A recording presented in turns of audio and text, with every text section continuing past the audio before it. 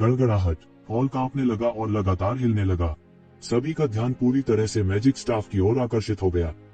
जादू के कर्मचारियों की रक्षा करने वाली क्रिस्टल दीवार एक पल में गायब हो गई। कोई भी येज़िवेन और यूकेन-रुई की आन के बीच लड़ाई की परवाह करने के मूड में नहीं था। सभी ने गहरी सांस ली और तुरंत प्रतिक्रिया दी। वे जादू के कर्मचारियों की ओर उड़े। हर कोई अच्छी तरह से जानता था कि मिस्टिक मैजिक स्टाफ का पूरे उपकरण सम्राट हेवन के लिए क्या मतलब है। मूल रूप से वे दुनिया को एकजुट कर सकते थे और इसे प्राप्त करने पर अजेय बन सकते थे।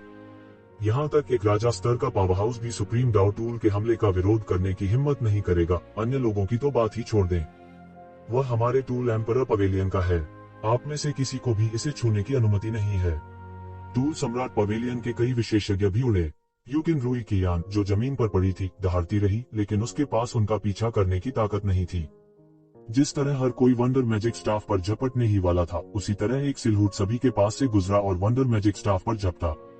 ये जीवेन के अलावा और कौन हो सकता है? बूम! जादुई छड़ी से चकाचौंध करने वाली दिव्य रोशनी फूट पड़ी। एक शक्तिशाली शक्ति लहर की तरह बह निकली। येज़िवेन को बाहर धकेलने की कोशिश कर रही थी। आप यहाँ कैसे रुक सकते हैं? येज़िवेन दहाड़ा। उनके शरीर में आकाशीय सम्राट उपकरण शोधन तकनीक को चरम सीमा तक संचालित किया गया था। उसके हाथों ने एक शक्तिशाली चूषण बल उत्पन्न किया, जिससे एक भंवर बन गया। अचानक येज़िवेन को स्पष्ट रूप से लगा कि वंडरफुल मैजिक स्टाफ से उसके शरीर में कुछ उड़ गया है। फिर यह उसके शरीर में डूब गया और बिना निशान के गायब हो गया। हालांकि किसी को भी दिव्य प्रकाश की चकाचौंध में इस सब के बारे में पता नहीं था। येज़िवेन चौंक गई। उसने थोड़ा आराम किया और जादू की छड़ी उसके हाथ से छूट गई। यह हॉल से बाहर उड़ गया और तुरंत आकाश में गायब हो गया। सब दंग रह गए। घटनाओं के इस अचानक मोड़ ने सभी को नुकसान पहुंचाया कि क्या किया जाए। सबसे साहसी व्यक्ति ने भी नहीं सोचा होगा कि स्थिति ऐसी स्थिति में बदल जाएगी। वंडरस मैजिक स्टाफ वास्तव में फिसल गया था। वे वास्तव में भीड़ की चौकस निगाहों से फिसल गए थे। डेडली स्कॉलर मैजिक स्टाफ कहाँ है? कोई अचानक इस तथ्य को स्वीकार नहीं कर सका और येज़िवेन पर चिल्लाया। सभी ने देखा था कि उस समय येज़िवेन वास्तव में उसके सबसे करीब थी। दफा हो जाओ, क्या तुम अंधे हो? क्या तुम नहीं देख सकते कि जादू की छड़ी उड़ गई है? येज़िवेन ने ठंडेपन से कहा। जीवन चुराने वाले विद्वान, आप इसके सबसे करीब थे। केवल आप ही हैं जो जानते हैं कि क्या हुआ। येज़िवेन के चारों ओर बहुत कम दिखाई देने वाली आकृतियां थीं। जादू की छड़ी अंतरिक्ष में घुसकर गायब हो गई थी। वे समय पर उनके साथ नहीं पकड़ सके, इसलिए वे केवल येज़िवेन की तरफ से तोड़ने की कोशिश कर सकते थे। स्क्रैम! येज़िवेन ने बर्फ जैसी ठंडी अभिव्यक्ति के साथ उत्तर दिया। उसे रहने की कोई आवश्यकता नहीं थी क्योंकि जादू की छड़ी पहले ही उड़ चुकी थी। उसके पास ज्यादा समय नहीं बचा था। क्रिस्टल दीवार की पूरी तरह से मरम्मत होने से पहले उसे हथियार सम्राट स्वर्ग छोड़ना पड़ा। नहीं तो वह जीवन भर यहीं फंसा रहेगा। वह यह भी नहीं जानता था कि क्या वह अगले 100,000 वर्षों में छोड़ने में सक्षम होगा। यह निश्चित रूप से उसके साथ कुछ करना है, वरना वह इतना घबराया नहीं होता। किसी ने अंधेरे में चिल्लाया। चिल्लाने के लिए केवल एक आदिम आत्मा का उपयोग किया, इसलिए कोई नहीं जानता था कि यह कौन था। टकराना! जैसे ही उन्होंने बोलना समाप्त किया, एक आकृति शून्य से बाहर आ गिरी। उसकी आकृति को बड़े हाथ से गर्दन से पकड़ा गया था। वह एक बत्तख की तरह था जिसे गर्दन से पकड़ लिया गया था। वह बिल्कुल हिलने डुलने में असमर्थ था। बू! इस आंकड़े को येज़िवेन ने हड़प लिया था। वह वही था जिसने अंधेरे में येज़िवेन और सभी के बीच संघर्ष भड़काने की कोशिश की थी। अगर किसी को लगता है कि जादू की छड़ी के गायब होने से मेरा कुछ लेना देना है, तो आओ और कोशिश करो। मैं देखता हूँ कि मेरी मूर्ति सख्त है या तुम्हारा सिर सख्त है। येज़िवेन ने चारों ओर देखा और ठंडेपन से कहा। डर के मारे सब चुप रहे। कुछ लोगों ने सोचा कि येज़िवेन को कुछ पता चल सकता है। आखिरकार वह उस समय जादू की छड़ी के सबसे करीब था। हालांकि उन्होंने आगे बढ़ने की हिम्मत नहीं की जब उन्होंने येज़िवेन को देखा, जो एक उग्र जानवर की तरह लग रहा था। आखिरकार हर कोई जानता था कि जादू की छड़ी उस समय गायब हो गई थी। सभी की चौकस निगाहों में उनके पास कोई ठोस सबूत या इस बात पर जोर देने का कारण नहीं था कि यह येज़िवेन से संबंधित था। वे बस इस बात से नाराज थे कि येज़िवेन जादू की छड़ी को लगभग अपने साथ ले गई थी। येज़िवेन की मुट्ठी से धमकाने के बाद वे शांत हो गए। उन्होंने इसके बारे में ध्यान से सोचा। जादुई कर्मचारी सर्वोच्च दाव उपकरण थे। उन्हें वश में करना उनके लिए अवास्तविक था। उनका खुद उड़ जाना सामान्य बात थी। अभी अभी किया गया हमला हर किसी के दिल में निराशा के बाद असहनीय रूप से बाहर निकल रहा था। उन्होंने नहीं सोचा था कि इस मामले का येज़िवेन से कोई लेना देना है। यह बस इतना था कि अचानक हारने के बाद उन्हें बलि का बकरा खोजने की जरूरत थी। यदि यह उनमें से किसी के हाथ लग जाता, तो वे छल और अन्य तरीकों से इसे हड़पने में सक्षम होते। लेकिन अब यह उड़ चुका था। क्या हो रहा था? हालांकि यह बलि का बकरा एक नरम खुरमा नहीं लगता था, उसे यूं ही नहीं गूंधा जा सकता था। अगर वे यक्षवेन के साथ कोई समस्या खोजना चाहते हैं तो उन्हें देखना होगा कि क्या उनके इतने अच्छे दांत हैं। हालांकि टूल सम्राट मंडप अनिच्छुक था। यूकिन रुइकन पहले से ही जमीन पर पड़ा हुआ था। बाकी लोगों से यक्षवेन को कोई खतरा नहीं था। चून की जादू की छड़ी उड़ गई है, हमें लंबे समय तक नहीं रहना चाहिए, अन्यथा हम हमेशा के लिए खजाने के घर में रह जाएंगे, येज़िवेन ने दुआनलोंग कबीले के लोगों से कहा। फिर उसने मोर्चा संभाला और हॉल से बाहर उड़ते हुए प्रकाश की धारा में बदल गया। दुआनलोंग कबीले के अन्य उस्तादों ने भी येज़िवेन का अनुसरण किया और उड़ गए। सभी ने एक के बाद एक प्रतिक्रिया दी। चून की जादू की छड़ी उड़ गई थी, वे अब यहाँ नहीं रह सकते थे। यक्षवेन की बिल्कुल भी रुकने की हिम्मत नहीं थी। उसने अपनी पीठ पर हल्के पंख खोले और अपनी पूरी ताकत से उड़ गया। लगभग कुछ ही सेकंड में वह खजाने के घर से बाहर निकल गया था। खजाना घर अपने आप में इतना बड़ा नहीं था, यह सिर्फ इतना था कि खजाने के घर का प्रत्येक साइड हॉल एक छिपा हुआ उपस्थान था, इसलिए लोगों को खोजने में इतना समय लग गया। अब वह बिना रुके मूल पथ पर वापस आ गया। स्वाभाविक रूप से उसकी गति भी तेज थी। खजाना घर छोड़ने के बाद वह बिल्कुल नहीं रुका। वह उपकरण सम्राट स्वर्ग की क्रिस्टल दीवार में छेद की ओर उड़ गया। पूरे टूल सम्राट हेवन के पास टूल सम्राट द्वारा छोड़ी गई मोहर थी। यदि वह क्रिस्टल की दीवार से नहीं निकलता तो कोई दूसरा रास्ता नहीं था। वह टूल एम्परर हेवन में जगह को तोड़ता रहा और अंतरिक्ष में घूमता रहा। उसके लिए यह बहुत आसान था। अमर स्तर की प्रारंभिक अवस्था में प्रवेश करने के बाद अंतरिक्ष की उनकी समझ लगभग सहज हो गई थी। कोई आश्चर्य नहीं कि यह कहा गया था कि अंतरिक्ष एक ऐसा अस्तित्व है जिसके संपर्क में केवल देवता ही आ सकते हैं। गड़गड़ाहट। संपूर्ण उपकरण सम्राट स्वर पागलपन से हिल रहा था, जैसे कि यह दुनिया का अंत हो। हर जगह बेचैनी से इधर उधर दौड़ रहे खजाने के राक्षस थे। सभी खजाने के राक्षस इसके कारण के बारे में बहुत स्पष्ट नहीं थे। येज़िवेन दौड़े, लेकिन जब वह क्रिस्टल की दीवार में दरार पर पहुंचे तो उन्होंने पाया कि पूरी दरार में थोड़ी ही जगह बची थी। यह एक व्यक्ति के शरीर के आकार का केवल आधा था। वहाँ कौन है? येज़िवेन की उपस्थिति ने तुरंत उन खजाने के राक्षसों को सतर्क कर दिया जो यहाँ रखवाली कर रहे थे। दूर जाओ। इस समय येज़िवेन चिंता से जल रही थी। उन्हें समझाने का मूड नहीं था। उसने सीधे खजाने के राक्षसों को उड़ा दिया और फिर बाहर निकल गया। बूम! जिस क्षण वह बाहर आया, पूरे टूल सम्राट हेवन में छेद पूरी तरह से ठीक हो गया था। वह कुछ राहत महसूस किए बिना नहीं रह सका। लगभग। इस बार यह वास्तव में लगभग था। टूल सम्राट हेवन में उनकी लगभग मृत्यु हो गई। यह यात्रा एकदम सही थी। जब उसने पहली बार प्रवेश किया तो वह केवल पोवांग दायरे के 8वें स्तर पर था। अब वह पहले से ही अमर स्तर की प्रारंभिक अवस्था में था। हालांकि यह पूर्ण नहीं था, उसके लिए यह पहले से ही एक बड़ा सुधार था। इसके अलावा यह केवल 10 साल का था। अगर इस संपूर्ण यात्रा में कोई खामी थी तो वह अंत में जादू की छड़ी को उसके हाथों से फिसलते हुए देखना होगा। इतना नुकसान लोगों का दिल दुखाने के लिए काफी था। सौभाग्य से उसने इसे पहले कभी प्राप्त नहीं किया था, अन्यथा इसे फिर से खोना सबसे दर्दनाक होगा। इस समय प्राचीन हथियार शहर अराजकता में था। इस बार विभिन्न परिवारों के हजारों विशेषज्ञों ने प्रवेश किया था। अंत में उनमें से 100 भी वापस लौटने में कामयाब नहीं हुए। उनमें से कुछ ही वापस लौटने में कामयाब रहे, लेकिन दसियों हजार लोगों के पैमाने की तुलना में यह नुकसान सभी परिवारों को खून की उल्टी करने के लिए पर्याप्त था। इनमें से केवल हिडन वैली को ही थोड़ा बेहतर माना गया। देवता रसातल से चुनी गई कोई भी प्रतिभा गायब नहीं थी। इसके अलावा यहाँ तक कि बंदर और अन्य लोग भी थे जिन्होंने दाव सत्यापन क्षेत्र में प्रवेश किया था। यह कहा जा सकता है कि फसल छोटी नहीं थी।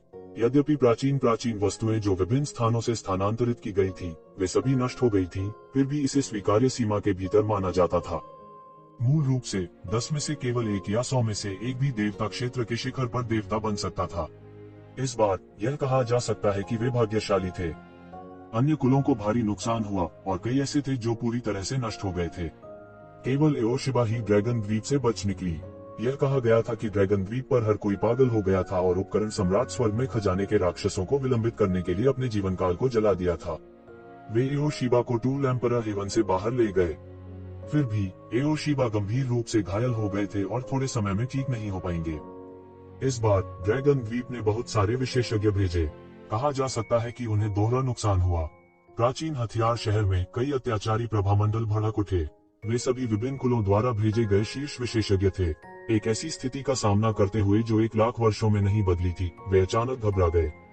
न केवल सभी कुलों को भारी नुकसान हुआ, बल्कि इससे भी महत्वपूर्ण बात यह है कि टूल सम्राट हेवन अचानक शत्रुतापूर्ण हो गया। यह कुछ अनपेक्षित था। मूल रूप से उन्होंने टूल सम्राट हेवन को इस समझौते पर हस्ताक्षर करने के लिए मजबूर करने के लिए अपनी शक्तिशाली ताकत का इस्तेमाल किया। किसने सोचा होगा कि स्थिति अचानक बदल जाएगी और शत्रुतापूर्ण हो जाएगी। वास्तव में क्या हुआ? शेष सैकड़ों लोगों को प्राचीन हथियार शहर, विशेष रूप से उपकरण सम्राट मंडप में घसीटा गया, जो इस समय सबसे आकर्षक अस्तित्व बन गया। अन्य कुलों में अधिकतम 1 या 2 लोग थे और कम से कम एक पूरी तरह से नष्ट हो गया था। टूल सम्राट पवेलियन से केवल लगभग 10 लोगों की टीम ही वापस लौटी थी। यह कैसे आकर्षक नहीं हो सकता? हाहाकार के बीच हिडन वैली की टीम बड़ी अजीब लग रही थी, खासकर जब से जो लोग बच गए वे वास्तव में हिडन वैली के डिफिकेशन एबिस से थे। यह और भी अजनबी था। हिडन वैली में निश्चित रूप से देवता रसातल से कहीं अधिक था। यह भी कहा जा सकता है कि देवता रसातल केवल नवागंतुकों को प्रशिक्षित करने का स्थान था। परिणाम की परवाह किए बिना समय की अवधि के लिए देवता रसातल में खेती करने के बाद इसे विभिन्न हिडन वैली शाखाओं में विभाजित किया जाएगा, जिसमें वे शक्तिशाली डेमिगोड पीक प्राचीन वस्तुएं भी शामिल हैं। वास्तव में वे हिडन वैली की विभिन्न शाखाओं से थे। इससे पहले किसी ने सोचा भी नहीं होगा कि जूनियर्स का एक ग्रुप सच में ऐसा चमत्कार कर सकता है। न केवल वे सभी भाग निकले, बल्कि कुछ ऐसे अस्तित्व भी थे जिन्होंने आधिकारिक तौर पर दाव पुष्टिकरण क्षेत्र में प्रवेश किया था। हर कोई जानता था कि शस्त्र सम्राट स्वर्ग में दाव पुष्टिकरण क्षेत्र में प्रवेश करने का कोई रास्ता नहीं था, लेकिन उन्होंने ऐसा किया। इसके अलावा यह सिर्फ एक व्यक्ति नहीं था जिसने सभी को और भी उत्साहित कर दिया। बस इतना हुआ कि ऐसी स्थिति में ऐसा हुआ, इसलिए सभी ने अपना ध्यान उनकी ओर कर दिया। हालांकि जैसा कि येज़ेवेन की उम्मीद थी, हालांकि उनसे विभिन्न बलों द्वारा पूछताछ की गई थी, लेकिन उनमें से किसी ने भी येज़ेवेन को धोखा नहीं दिया। आखिरकार वे समुद्री लुटेरों के जहाज पर सवार हो गए। अगर येज़ेवेन ने उन्हें सूचित नहीं किया होता तो वे मर चुके होते।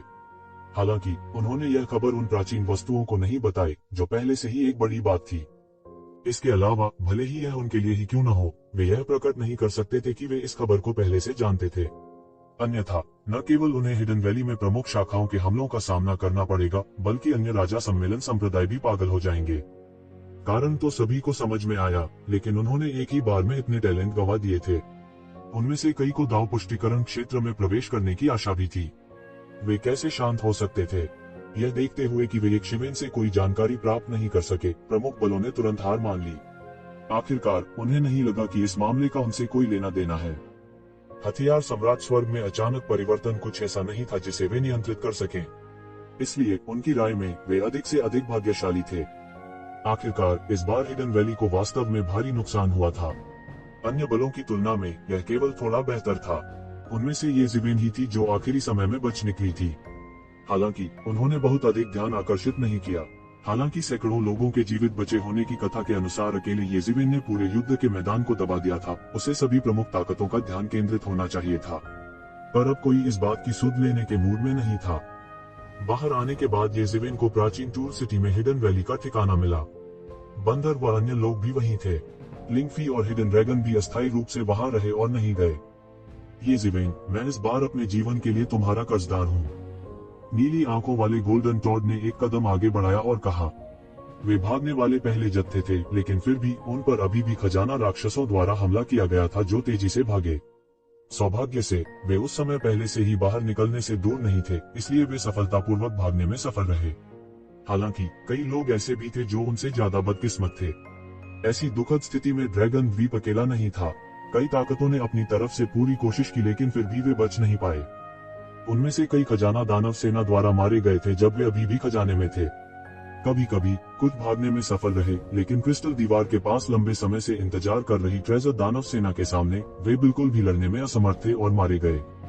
इससे पहले भागने वाले ये लोग ठंडे पसीने में भीगने के अलावा और कुछ नहीं कर सके। यदि येज़ेवेन नहीं होते तो शायद वे वास्तव में मर चुके होते। अगर येज़ेवेन ने उन्हें पहले से भागने नहीं दिया तो उनकी ताकत से बाधाओं की परतों को तोड़ने की संभावना बहुत कम थी। हालांकि पहले भी उसका येज़ेवेन के साथ कुछ विवाद था, लेकिन इसका मतलब यह नहीं था कि उसके पास अंतर करने की क्षमता नहीं थी। हाँ, मैं इस बार अपने जीवन का एहसानमंद हूँ। अगर यह आपकी खबर के लिए नहीं होता तो मुझे डर है कि इस बार हम सबका सर्वनाश हो गया होता। 10 परम संतों ने सिर हिलाया और कहा। येज़ेवेन उन्हें नहीं बता सकते थे, लेकिन उन्होंने फिर भी कहा। बस इसी अकेले ने उनके पास कहने के लिए कुछ नहीं रखा। उसके साथ जो 2 पुरानी पुरावशिष भाग गए थे वे भी साथ आ गए। वे ठंडे पसीने में भीग गए। उनके साथ एक ही जत्थे में आए सभी लोगों की मौत हो चुकी थी। यह सबसे भयानक बात थी। येज़िवेन के प्रति उनका आभार दिन ब दिन बढ़ता गया। ठीक है, मुझे नहीं लगता कि येज़िवेन कृतज्ञता के इन शब्दों को सुनेगी। संक्षेप में, भविष्य लंबा है। बंदर खड़ा हुआ और बोला। सभी ने एक के बाद एक सिर हिलाया। भविष्य लंबा था। भविष्य में इस एहसान को लौटाने के बहुत सारे अवसर होंगे, विशेष रूप से बंदर और अन्य लोगों के लिए जिन्होंने ताऊ को प्राप्त किया था। भविष्य वास्तव में बहुत लंबा था। यह शाश्वत होना चाहिए। हाँ, येज़िवेन, हम भविष्य में आपके नेतृत्व का पालन करेंगे। हम भविष्य में भी आपकी बात सुनेंगे। कोई चिल्लाया। येज़िवेन मुस्कुराए। हालांकि इन लोगों की निष्ठा शुद्ध नहीं थी, फिर भी उन्होंने हिडन वैली में अपने ही लोगों के पहले जत्थे की खेती की थी। यह व्यवसाय घाटे का नहीं था। थोड़ी देर की सभा के बाद सभी एक के बाद एक चले गए। केवल लिंगफी और यिनलांग बचे थे। येज़िवेन, मैंने सोचा था कि तुम कभी वापस नहीं आओगे। लिंगफी ने उसके गर्वित सीने को धीरे धीरे डरते हुए थपथपाया। हालांकि जैसा कि कहा जाता है, अच्छे लोग लंबे समय तक जीवित नहीं रहते हैं, जबकि 1000 साल तक रहता है। आप इतनी आसानी से नहीं मरेंगे। निश्चित रूप से यह वैसा ही है जैसा मैंने कहा था। येज़िवेन, वह नहीं जानता था कि हंसना है या रोना है। हालांकि उन्होंने कभी भी खुद को एक अच्छा इंसान नहीं माना था, लेकिन अभी तक वे एक संकट के स्तर तक नहीं पहुंचे थे। यिनलॉन्ग ने युवा मास्टर को बधाई दी। यिनलॉन्ग ने उत्साह से कहा। अभी बहुत सारे लोग थे, इसलिए उसने अपने रिश्ते को उजागर करने से बचने के लिए येज़िवेन का अभिवादन नहीं किया। हालांकि इस वक्त वह बेहद उत्साहित थे। यद्यपि यंत्र सम्राट स्वर्ग बड़ा था, वह एक विशाल पिंजरे जैसा था। सामान्य प्राणियों के लिए वे यह महसूस नहीं करेंगे कि यह जीवन भर जीवित रहने पर भी छोटा था। हालांकि उनके जैसे शीर्ष विशेषज्ञ के लिए जो शाश्वत क्षेत्र तक पहुंचने वाला था, यह एक छोटा पिंजरा था।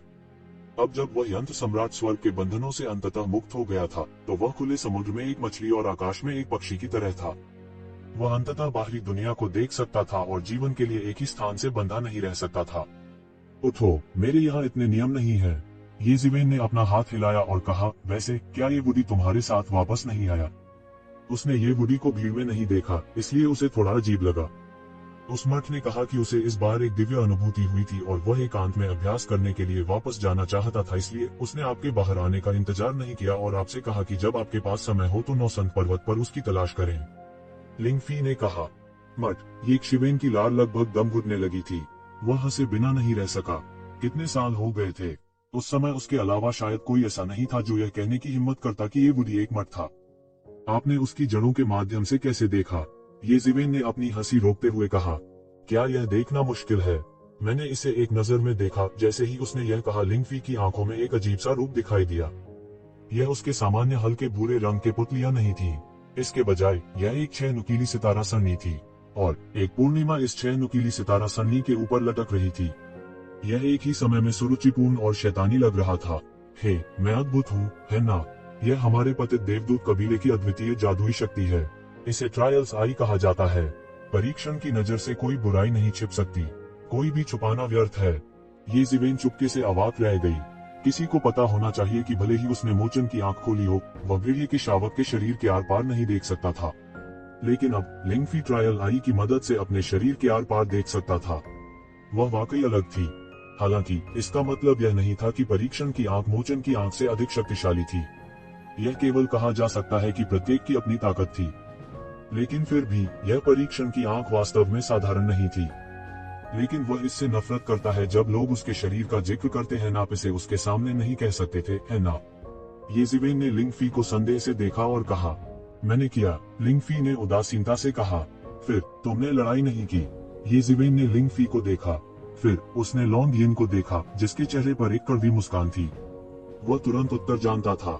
वे शायद लड़े थे। वह मोंगरेल मेरा विरोधी कैसे हो सकता है? उसने अभी तक अपने दाव की पुष्टि नहीं की है। मैं बिना किसी दबाव के उससे आसानी से निपट सकता हूँ, लिंगफी ने गर्व से कहा। उसने पहले ही अपने दाव की पुष्टि कर दी थी, लेकिन वुल्फ शावक ने नहीं की थी। भेड़िया शावक पहले से ही एक दाव पुष्टिकरण विशेषज्ञ के बराबर था। हालांकि यह इस बात पर भी निर्भर करता था कि यह किस प्रकार का दाव पुष्टिकरण विशेषज्ञ था। दाव पुष्टिकरण विशेषज्ञ से तुलना करने की तो बात ही छोड़िए, भले ही वह दाव पुष्टिकरण विशेषज्ञ ही क्यों न हो, भेड़िया शावक खून की उल्टी करने की हद तक उदास हो जाएगा। एक सामान्य व्यक्ति इसे झेल नहीं सका। हालांकि लिंगफी कोई साधारण व्यक्ति भी नहीं था। The little princess of the fallen angel कबीले की भी एक असाधारण पृष्ठभूमि थी। उसके पास एक महान रक्त रेखा भी थी। इसके अलावा ये दोनों येज़िवेन को छोड़कर किसी के आगे नहीं झुकेंगे। वास्तव में येशिवेन भी ज्यादातर समय उनका कुछ नहीं कर पाती थी, इसलिए उन्हें बहुत बड़ा सिर दर्द था। येशिवेन अब उनसे बहुत नफरत करता था क्योंकि वह उनसे टकरा गया था। येशिवेन को वास्तव में नफरत थी कि वह इस तरह के अद्भुत दृश्य को देखने के लिए पहले वापस नहीं आया था। उसे अब समझ में आ गया था कि भेड़िए के शावक ने उसे विदा क्यों नहीं किया। यह बंद कमरे में प्रशिक्षण लेने के लिए वापस चला गया था क्योंकि इसने कुछ समझ लिया था। वुल्फ शावक के बारे में येशिवेन की समझ के अनुसार यह शायद एक लड़ाई हार गया था। इसके अलावा यह एक महिला से हार गया था, इसलिए उसके पास येशिवेन को देखने के लिए चेहरा नहीं था। अब इसे वापस जाना था और ठीक से खेती करनी थी। एक सज्जन व्यक्ति को बदला लेने में कभी देर नहीं होती थी। देर सवेर इसका बदला जरूर मिलेगा। वह उस दृश्य के बारे में सोचते ही हंसे बिना नहीं रह सका। लिंगफी ने गर्व से अपनी बाहें ऊपर उठाई। उसने येशिवेन को एक ऐसे भाव से देखा जो कह रहा था, क्या मैं बहुत शक्तिशाली हूँ? जल्दी करो और मेरी स्तुति करो। येशिवेन लिंगफी को देखे बिना नहीं रह सकी। वह नहीं जानता था कि हंसे या रोएं। हालांकि वुल्फ शावक का स्वभाव निडर था, इसलिए येशिवेन के अलावा केवल लिंगफी ही इससे निपट सकता था। ठीक है, तुम सबसे शक्तिशाली हो, येशिवेन कहने से खुद को रोक नहीं सकी। हम्फ, क्या आपको लगता है कि मैं एक बच्ची हूँ? लिंगफी ने जैसा कहा उसने तिरस्कारपूर्ण होने का नाटक किया। हालांकि वह अपने छोटे से चेहरे पर गर्व की अभिव्यक्ति को छिपा नहीं सकती थी। यह उन चीजों में से एक थी जिस पर उसे सबसे ज्यादा गर्व था। ठीक है, यह लंबे समय तक रहने की जगह नहीं है। चलो पहले चलते हैं, हम पहले ट्रांसफॉर्मिंग गॉड रसातल में लौटेंगे, येशिवेन ने कहा। ड्रैगन छिपाना येशिवेन का अधीनस्थ था, इसलिए वह स्वाभाविक रूप से जहां भी जाते थे येशिवेन का अनुसरण करते थे। उसने लिंगफी को देखा। मैं निश्चित रूप से तुम्हारा पीछा करूंगा। मुझे पीछे छोड़ने के बारे में मत सोचो। कोई फर्क नहीं पड़ता कि वे कितने अनिच्छुक थे। शस्त्र सम्राट स्वर्ग को फिर से सील कर दिया गया था। बड़ी ताकतों की गर्जना ब्रह्मांड में बहुत दूर तक जा सकती थी, लेकिन वे इस बार वास्तविकता को नहीं बदल सके। प्राचीन हथियार शहर, जो मूल रूप से शोर के साथ हलचल कर रहा था, ने जल्दी से अपनी शांति वापस पा ली। बड़ी ताकतों के लोगों ने देर नहीं की और जल्दी से चले गए। येशिवेन ने भी हिडन वैली टीम का अनुसरण किया और डिफिकेशन एबिस में लौट आई। हालांकि वह डाउ प्रमाणीकरण की समस्या को हल करने के लिए उत्सुक था, वह अभी तक उस बिंदु तक नहीं पहुंचा था। देवत्व रसातल में अभी भी कई ढीले छोर थे जिन्हें उसे हल करना था। वापस लौटने के बाद वह सबसे पहले आग की लपटों के स्वामी को देखने गया। हालांकि यह केवल आग की लपटों के मास्टर का एक क्लोन था।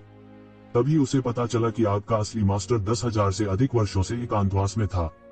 देवत्व रसातल में विभिन्न मामलों से निपटने के लिए उन्होंने केवल एक क्लोन को पीछे छोड़ दिया। फिर भी आम लोगों को ज्वाला भगवान के दर्शन करने का अवसर नहीं मिला। ये बस इतना था कि येशिवेन बहुत खास थी। आपके पास दाव सत्यापन है? नहीं, अभी भी दोष हैं।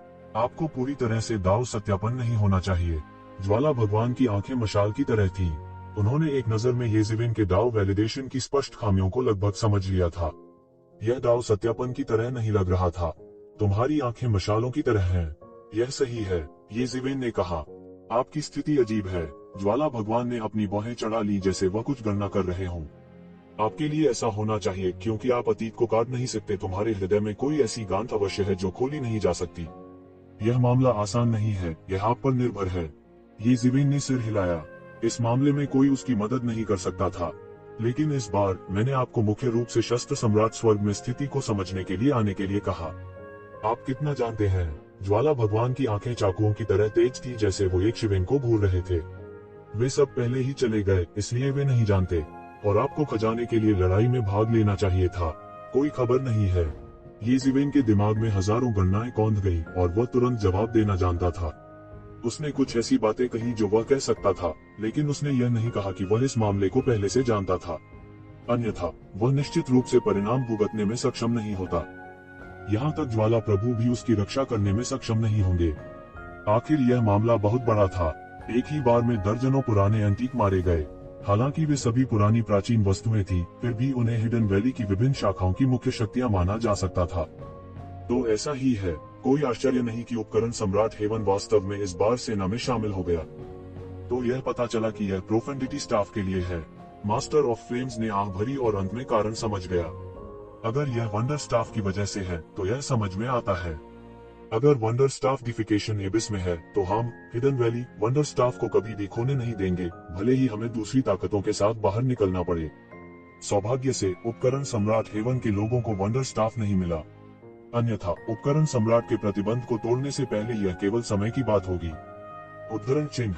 उसने बहुत देर तक विलाप नहीं किया, लेकिन येज़िवेन से कहा, वैसे भी तुमने इस बार एक महान योगदान दिया है।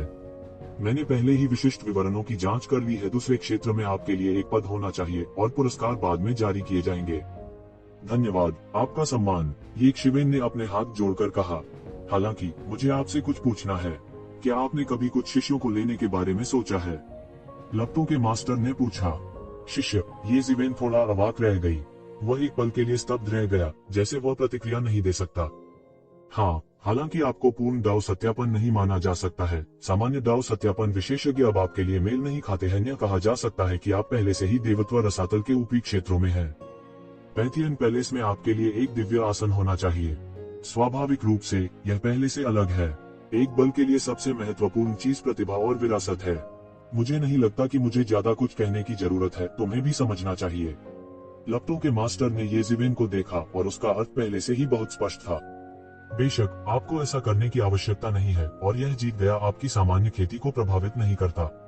आखिरकार आपको केवल क्लोन बनाने की जरूरत है। मुझे लगता है कि आपने जो सीखा है वह काफी प्रभावशाली है, इसलिए स्वाभाविक रूप से उत्तराधिकारी खोजने का समय आ गया है। शिष्यों की बात करें तो ऐसा नहीं था कि उनके पास कोई नहीं था। लिया उनकी पहली और एकमात्र शिष्या थी। हालांकि आग की लपटों के मास्टर के शब्द अनुचित नहीं थे। यहाँ तक अगर उसने देवत्व रसातल के लिए प्रतिभाओं को विकसित नहीं किया तो भी उसे वही देना था जो उसने सीखा था, है ना? बात बस इतनी थी कि उसे हमेशा लगता था कि यह मामला उससे बहुत दूर है। अचानक यह पहले से ही ठीक उसके सामने था, इसलिए वह थोड़ी देर के लिए ठीक नहीं हो सका। आपका सम्मान सही है, मैं ध्यान रखूंगा, येज़िवेन ने कहा। वह स्वाभाविक रूप से समझ गया कि मास्टर ऑफ फ्लेम्स का क्या मतलब है। आग की लपटों के मास्टर के पास शायद उनके लिए सिफारिश करने के लिए एक उम्मीदवार था, लेकिन वह कोई ऐसा व्यक्ति नहीं था जो आकस्मिक रूप से सहमत हो। शिष्य को स्वीकार करने की बात बहुत महत्वपूर्ण थी और उसे बहुत सावधान रहना पड़ता था। अगर ऐसा है तो ठीक है। आग की लपटों के मास्टर ने इसे मजबूर नहीं किया और केवल आहें भरी। कुछ लोगों के मंसूबे धराशायी हो गए। येज़िवेन ने पहले ही कम उम्र में ही अपने ताव को साबित कर दिया था और यह कहा जा सकता है कि उनका भविष्य असीमित था। भविष्य में उनसे अनंत क्षेत्र या यहाँ तक कि उच्च ऋषि क्षेत्र में प्रवेश करने की अपेक्षा की गई थी। हिडन वैली में न केवल बहुत से लोग थे जो येज़िवेन को अपने साथ जोड़ना चाहते थे, बल्कि कई लोग ऐसे भी थे जो चाहते थे कि उनके उत्कृष्ट जूनियर्स येज़िवेन के शिष्य बन जाएं। यदि वे उसके सभी कौशल सीख सकते हैं तो उनका भविष्य स्वाभाविक रूप से असीम होगा। यह भी येज़िवेन से दोस्ती करने का एक तरीका था, लेकिन यह स्पष्ट था कि उसके सामने येज़िवेन कोई नहीं था जो आसानी से हिल जाए। आपका सम्मान, निकट भविष्य में मैं कुछ समय के लिए देवत्व रसातल को छोड़ सकता हूँ, येज़िवेन ने कहा। आग के मास्टर को भी पता था कि येज़िवेन किस बारे में बात कर रहा था, इसलिए उसने ज्यादा कुछ नहीं कहा और बस सहमति में सिर हिलाया। मास्टर ऑफ फ्लेम्स को विदाई देने के बाद येज़िवेन स्काई बियरिंग कैसल के मामलों को निपटाने के लिए सीधे ब्लड प्रिजन में लौट आई। हालांकि जब वह ब्लड जेल में लौटा तो उसने पाया कि स्काई बियरिंग कैसल वास्तव में नष्ट हो गया था और जो गठन वह पहले पीछे छोड़ गया था वह भी टूट गया था। येज़िवेन और अन्य दो के सामने यह एक गड़बड़ थी और युद्ध की लपटें हर जगह थीं। यह पहले से ही खंडहर में था। यह कैसे संभव है? येज़िवेन गुस्से में थी। उन्होंने कभी उम्मीद नहीं की थी कि स्काई बियरिंग कैसल और फ्लाइंग क्लाउड कैसल पूरी तरह से नष्ट हो जाएंगे। उन्होंने एक बार घोस्ट हॉट फायर फॉर्मेशन को पीछे छोड़ दिया था और यहाँ तक साधारण अमर स्तर के विशेषज्ञ भी घोस्ट हॉट फायर फॉर्मेशन को नहीं तोड़ सके। Castle master, castle master. अचानक एक दयनीय आवाज सुनाई दी और बिखरे बालों और गंदे चेहरे वाला एक व्यक्ति उड़कर आया और येज़िवेन के सामने घुटने टेक दिए। क्या हुआ? येज़िवेन सख्त आवाज में चिल्लाए। उसे याद आया कि यह व्यक्ति स्काई बियरिंग कैसल का एक बुजुर्ग था और वह इस समय पूरी तरह से दयनीय लग रहा था। कैसल मास्टर, आपके जाने के कुछ ही समय बाद विक्टोरियस सन सिटी के भगवान व्यक्तिगत रूप से बाहर आए और उस सेना का नेतृत्व किया जिसका उन्होंने पालन पोषण किया था और हमारे 2 किलों को तोड़ दिया। कैसल मास्टर, हम बहुत दुखी हैं, आपको हमसे बदला लेना होगा। इस समय यह व्यक्ति बुरी तरह चिल्ला रहा था। क्या यह वास्तव में वे हैं? येज़िवेन की आंखें गुस्से से फैल गईं।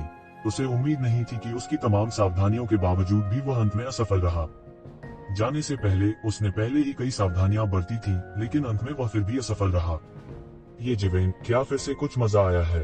लिंगफी ने अपनी बाहें उठाई और कहा, ऐसा लगता है कि इससे बचने का कोई रास्ता नहीं है। येज़िवेन ने उदास चेहरे के साथ कहा, बताओ उस समय क्या स्थिति थी? उस समय स्थिति थी, भाड़ में जाओ, यह बुजुर्ग अचानक चिल्लाया और वह पूरी तरह उन्मादी हो गया।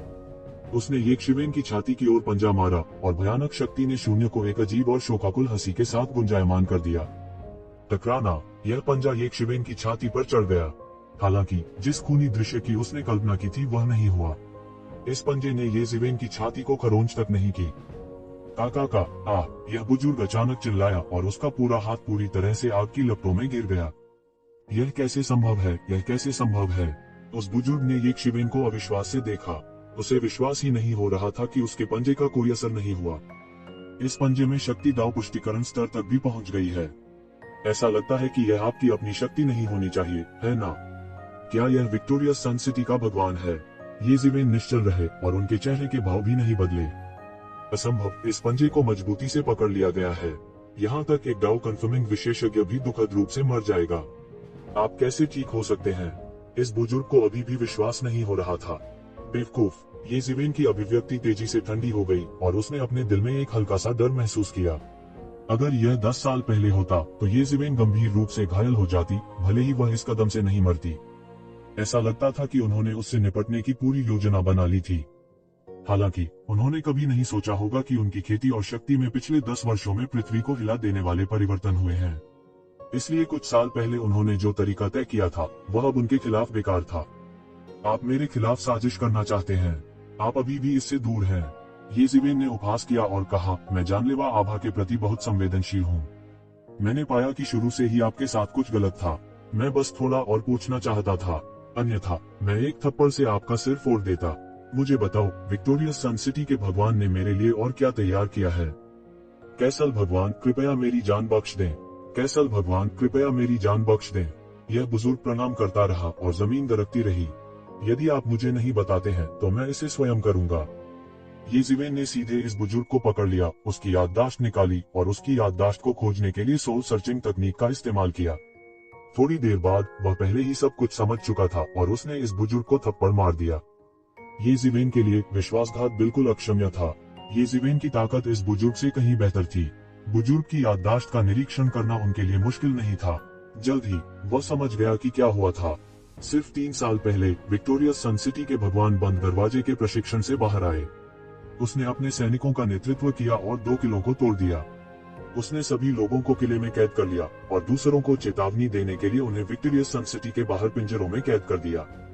और यह एल्डर भी एक बैकअप योजना थी जिसे विक्टोरियस सन सिटी के भगवान ने कुछ साल पहले व्यवस्थित किया था। उसने येकशिवेन के लौटने का इंतजार किया था और फिर वह उसे सीधे मार सकेगा। यह कहा जा सकता है कि उसने सब कुछ गणना कर लिया था। केवल एक चीज जो वह चूक गया था वह यह थी कि येकशिवेन की ताकत इतने कम समय में पृथ्वी को हिला देने वाले परिवर्तनों से गुजरी थी। चलो विक्टोरियस सन सिटी चलते हैं। शेंगयांग सिटी एक विशाल शहर के रूप में जिसकी अध्यक्षता एक देवता करता है का क्षेत्रफल 1000 मील था। अनगिनत जीव आए और चले गए। शहर के फाटक की मीनार के ऊपर शहर की दीवार पर 1000 से अधिक पिंजरे लटके हुए थे। वे सभी कई प्रतिबंधों द्वारा प्रतिबंधित थे। पिंजरों के अंदर सभी प्रकार के जीवों ने अपना मूल रूप दिखाया। वे लगातार दर्द से कराह रहे थे लेकिन संघर्ष नहीं कर पा रहे थे। उनकी कंधे की हड्डी को परमेश्वर के शासन की जंजीरों ने बंद कर दिया था। शेंगयांग शहर के निर्माण में लगने वाली ऊर्जा को फिर से भरने के लिए उनके रक्तसार को ईश्वर के शासन की जंजीरों के साथ लगातार निकाला जाएगा। क्षितिज को चीरती हुई उनकी पीड़ा भरी चीखें दिन रात चलती रहीं। यह सबसे भयानक सजा थी। वे मर भी नहीं सकते थे। वे अनंत काल के लिए केवल अपने स्वयं के सार रक्त का योगदान दे सकते थे जब तक कि वे नहीं जानते कि वे मर चुके हैं। ये लोग कौन हैं? उन्हें वास्तव में पकड़ लिया गया था और इस तरह से प्रताड़ित किया गया था। यह मौत से भी बदतर है। एक बाहरी व्यक्ति ने पूछा, समझ में नहीं आ रहा था कि क्या हो रहा है। आप यहाँ नए होने चाहिए। तुम यह भी नहीं जानते। ये लोग स्काई बियरिंग कैसल और फ्लाइंग क्लाउड कैसल से हैं। हालांकि उनके कैसल मास्टर्स ने हमारे समूह के नेता को नाराज कर दिया, इसलिए उन्हें दिन रात यहाँ भुगतना पड़ता है। किसी ने समझाया। बाहरी व्यक्ति हॉन्फेने से खुद को रोक नहीं सका। शेंगयांग सिटी के सिटी लॉर्ड निस्संदेह एक देवता थे। हालांकि फ्लाइंग क्लाउड कैसल और स्काई बियरिंग कैसल के कैसल मास्टर्स को भी शीर्ष पायदान पर माना जाता था। उनके लिए एक देवता स्तर की आकृति स्वर्ग में एक दिव्य प्राणी से अलग नहीं थी। यह केंद्रीय राजनीतिक बयूरों के एक बड़े शॉट को अपमानित करने वाले एक सामान्य व्यक्ति की तरह था। यह भावना थी, उस स्तर के किसी को अपमानित करना है या नहीं इसका जिक्र नहीं है। भले ही कोई उस स्तर के किसी को अपमानित करना चाहता हो, उसे ऐसा करने का अवसर होना चाहिए। क्या उस स्तर के बड़े शॉट को आउट करना आसान होगा? वास्तव में उनके शहर के भगवान ने स्वर्ग के क्रोध को भड़काने के लिए क्या किया? बाहरी व्यक्ति ने पूछा। साधारण मामले सिद्धांत को साबित करने वाले दायरे के अस्तित्व को भंग करने में सक्षम नहीं होंगे। उसने शेंगयांग सिटी के सिटी लॉर्ड के सबसे प्यारे बेटे को मार डाला। बाहरी व्यक्ति अचानक समझ गया। कोई आश्चर्य नहीं कि शेंगयांग सिटी के सिटी लॉर्ड गुस्से में थे।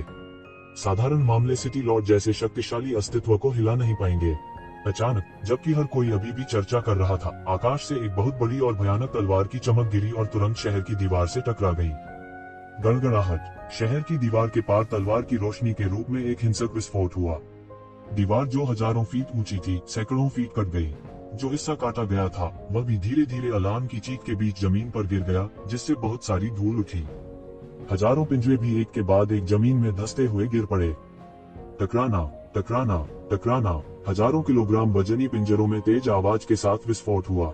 ये लोग, जो कई वर्षों से दर्द से तड़प रहे थे और पहले से ही सुन्न थे, आखिरकार इस पल में उनके होश में आए।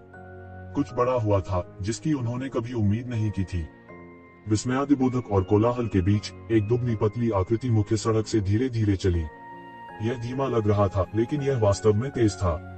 कुछ ही समय बाद वह शहर के फाटक पर पहुंच चुका था। इस समय शहर का फाटक पहले से ही अस्त व्यस्त था। किसी ने नहीं सोचा था कि कोई देवता द्वारा संरक्षित इस शहर में परेशानी पैदा करने की हिम्मत करेगा। इस समय शहर के गेट पर गश्त कर रहे सैनिकों का एक समूह दिखाई दिया। वे अभी अभी सदमे से उभरे थे। उनमें से हर एक अलग था। उन सभी के सिर पर चमकीले सींग थे। ऐसा लगता था कि उनमें से प्रत्येक एक बहुत ही शक्तिशाली विदेशी जाति थी। उनमें से हर एक लाशों के पहाड़ और खून के समुद्र से रेंग कर निकला था। अब वे गश्ती सैनिक बन गए थे। शेंगयांग सिटी की नींव इससे देखी जा सकती थी। बिना किसी अतिशयोक्तिपूर्ण शब्दों के गश्त कर रहे सैनिकों के कप्तान ने येक शिवेन पर हमला कर दिया। यह व्यक्ति गलत इरादे से आया था। वो येक शिवेन की दुश्मनी को पहचान सकता था। इसके अलावा अपने दबंग रवैये से उन्होंने गलत व्यक्ति को मार डाला। वे और क्या कर सकते थे? यह हमला येजिवेन के शरीर पर गिरा, लेकिन यह उसे बिल्कुल भी हिला नहीं सका। इससे उनके हाव भाव में जरा सा भी बदलाव नहीं आ सका। सावधान रहो, यह व्यक्ति असाधारण है। ओमान क्षेत्र के 8वें स्तर के कप्तान की आवाज अभी फीकी नहीं पड़ी थी जब उसने देखा कि येजिवेन के हाथ में एक लंबी तलवार दिखाई दे रही है। यह शून्य को चीरता हुआ निकल गया और एक भयानक सूट की सीधे बहकर कप्तान के शरीर पर आ गिरा। पुची, खून के छींटे, खून दूर तक फैल गया। तो जीवेन ने मौके पर ही उसकी गर्दन काट दी। वह तुरंत मर गया। उच्चाधिकारियों को सूचित करें। येजिवेन के आतंक के सामने इनमें से किसी ने भी डर नहीं दिखाया। वे दूसरे साथियों को आकर्षित करने के लिए जोर जोर से चिल्लाते भी थे। बजना। येजिवेन की लंबी तलवार सभी दिशाओं में निकल गई। यह ऐसा था मानो तलवार ने सभी दिशाओं को दबाते हुए आकाशगंगा को खींच लिया हो। पुची, पुची, पुची। ये लोग पल भर में उड़न राख में बदल गए। वे खून के झाग में बदल गए और हवा में तैरने लगे। धधकती रोशनी ने आधे आकाश को ढांक दिया, जिससे शहर के फाटक पर अनगिनत लोग पूरी तरह से चौंक गए। इस प्रज्वलित प्रकाश में रक्त असाधारण रूप से चकाचौंध कर रहा था। जब यह सड़क के किनारे घास पर उतरा, तो एक खूनी आभा हवा में भर गई, जिससे यह असाधारण लग रहा था। यह व्यक्ति कौन है? हर कोई दंग रह गया और अवाक रह गया। वह बहुत शक्तिशाली था। बाहरी दुनिया में एक डेमीगॉड विशेषज्ञ एक छोटी सी दुनिया पर शासन करने के लिए पर्याप्त था। इसके अलावा गश्त करने वाले सैनिकों का यह समूह सभी देवता थे, लेकिन वे उसकी तलवार से तुरंत मारे गए थे। कोई हिचकिचाहट नहीं थी। यह एक साफ और कुशल मार थी। लगता है पिंजरे में बंद इन लोगों को खून ने जगा दिया है। जब उन्होंने उस व्यक्ति को अपने सामने देखा, तो उनके चेहरे पर अचानक अविश्वास के भाव आ गए। कैसल भगवान, यह कैसल भगवान है। मैं सपना नहीं देख रहा हूँ, ठीक है। यह कैसल लॉर्ड है। अधिक से अधिक आवाजें उठी। ऐसा लग रहा था जैसे वे एक लंबे दुस्वप्न से जाग गए हों। यह दुस्वप्न कई सालों तक चला था और आखिरकार वे जाग रहे थे। उनकी आवाज कर्कश और शुष्क थी, जैसे कि उन्होंने अपने जीवन में कभी बात नहीं की हो। माफ करना, मुझे आने में देरी हुई। येक शिवेन की आवाज थोड़ी उदास थी। इन लोगों ने सरेंडर नहीं किया। वे उसके प्रति वफादार थे। इससे कोई फर्क नहीं पड़ता कि उन्होंने आत्मसमर्पण क्यों नहीं किया या उन्हें आत्मसमर्पण करने का अवसर नहीं मिला, यह उनके लिए महत्वपूर्ण नहीं था। हुश, एक तलवार की रोशनी चमक उठी और एक अज्ञात धातु का पिंजरा चूर चूर हो गया। येजिवेन के सामने यह पिंजरा कागज के टुकड़े की तरह हास्यास्पद था। दूरी में कई लोगों के रंग जम गए। उनके सामने का व्यक्ति शैतान जैसा था। देवता उसकी दृष्टि में मस्खरों की भांति मजाकिया थे। ये देवता रक्त के बपतिस्मा से गुजरे थे। उनके पास उत्कृष्ट सैन्य कारनामे थे, लेकिन अब वे जंगली घास की तरह काट दिए गए थे। कुछ लोग थोड़ी देर पहले बेमतलब की बातें कर रहे थे, लेकिन अब ऐसा लग रहा था जैसे उन्हें गर्दन से पकड़ लिया गया हो। वे अवाक थे और डर के मारे चुप रहे। किसी ने अनादर करने की हिम्मत नहीं की। इस समय कई लोगों को अचानक याद आया कि इन कैदियों ने एक पल पहले इस व्यक्ति को क्या कहा था। कैसल भगवान, क्या यह व्यक्ति वह महान व्यक्ति हो सकता है जिसने शेंगयांग शहर के भगवान को नाराज कर दिया था और गुस्से में आकर 2 किले नष्ट कर दिए थे। इस व्यक्ति को एक महान व्यक्ति के रूप में माना जा सकता है। शेंगयांग सिटी लॉर्ड को कई वर्षों से भेजा नहीं गया था, लेकिन अब इस शख्स की वजह से उन्होंने अपना नियम तोड़ दिया था। कोई कल्पना कर सकता है कि यह व्यक्ति कोई ऐसा व्यक्ति नहीं था जिसे वे यूं ही भड़का सकें। टकराना, टकराना, टकराना। येज़िवेन के हाथ में तलवार पहले से ही ब्रांडेड थी और बाद की छवि छोड़ रही थी।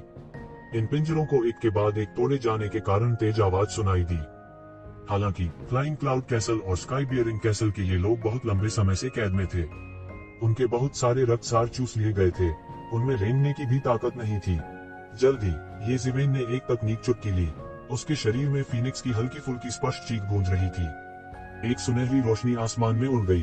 फिर यह एक सुनहरी बारिश में बदल गई जो आसमान से नीचे गिर रही थी।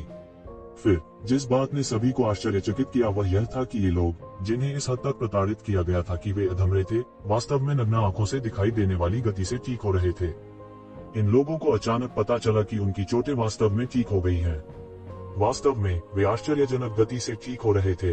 वे आश्चर्य में चिल्लाए बिना नहीं रह सके। हम वास्तव में ठीक हो गए हैं। उन्होंने एक दूसरे को निराशा में देखा। उन्हें विश्वास नहीं हुआ। ये सब सपने जैसा था। इन पिछले कुछ वर्षों की यातनाएं केवल एक सपना थी। उनके ऊपर एक भी घाव नहीं बचा था। वास्तव में उन्हें हल्का सा भी लगा कि वे और अधिक शक्तिशाली हो गए हैं।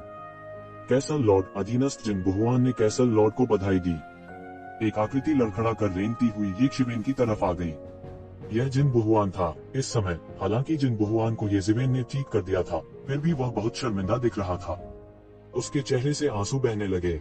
उसने सोचा कि वह येज़िवेन को फिर कभी नहीं देख पाएगा। उसे उम्मीद नहीं थी कि वो येज़िवेन के लौटने तक रुक पाएगा। वह इस बार सबसे कठिन हड्डियों वाला व्यक्ति था। उसे विश्वास था कि येज़िवेन देर सबेर लौट आएगी। ऐसा उत्कृष्ट व्यक्ति निश्चित रूप से ऐसा नहीं था जिसके साथ छल किया जाए। भविष्य में वह शेंगयांग सिटी लॉर्ड से कमतर नहीं होगा।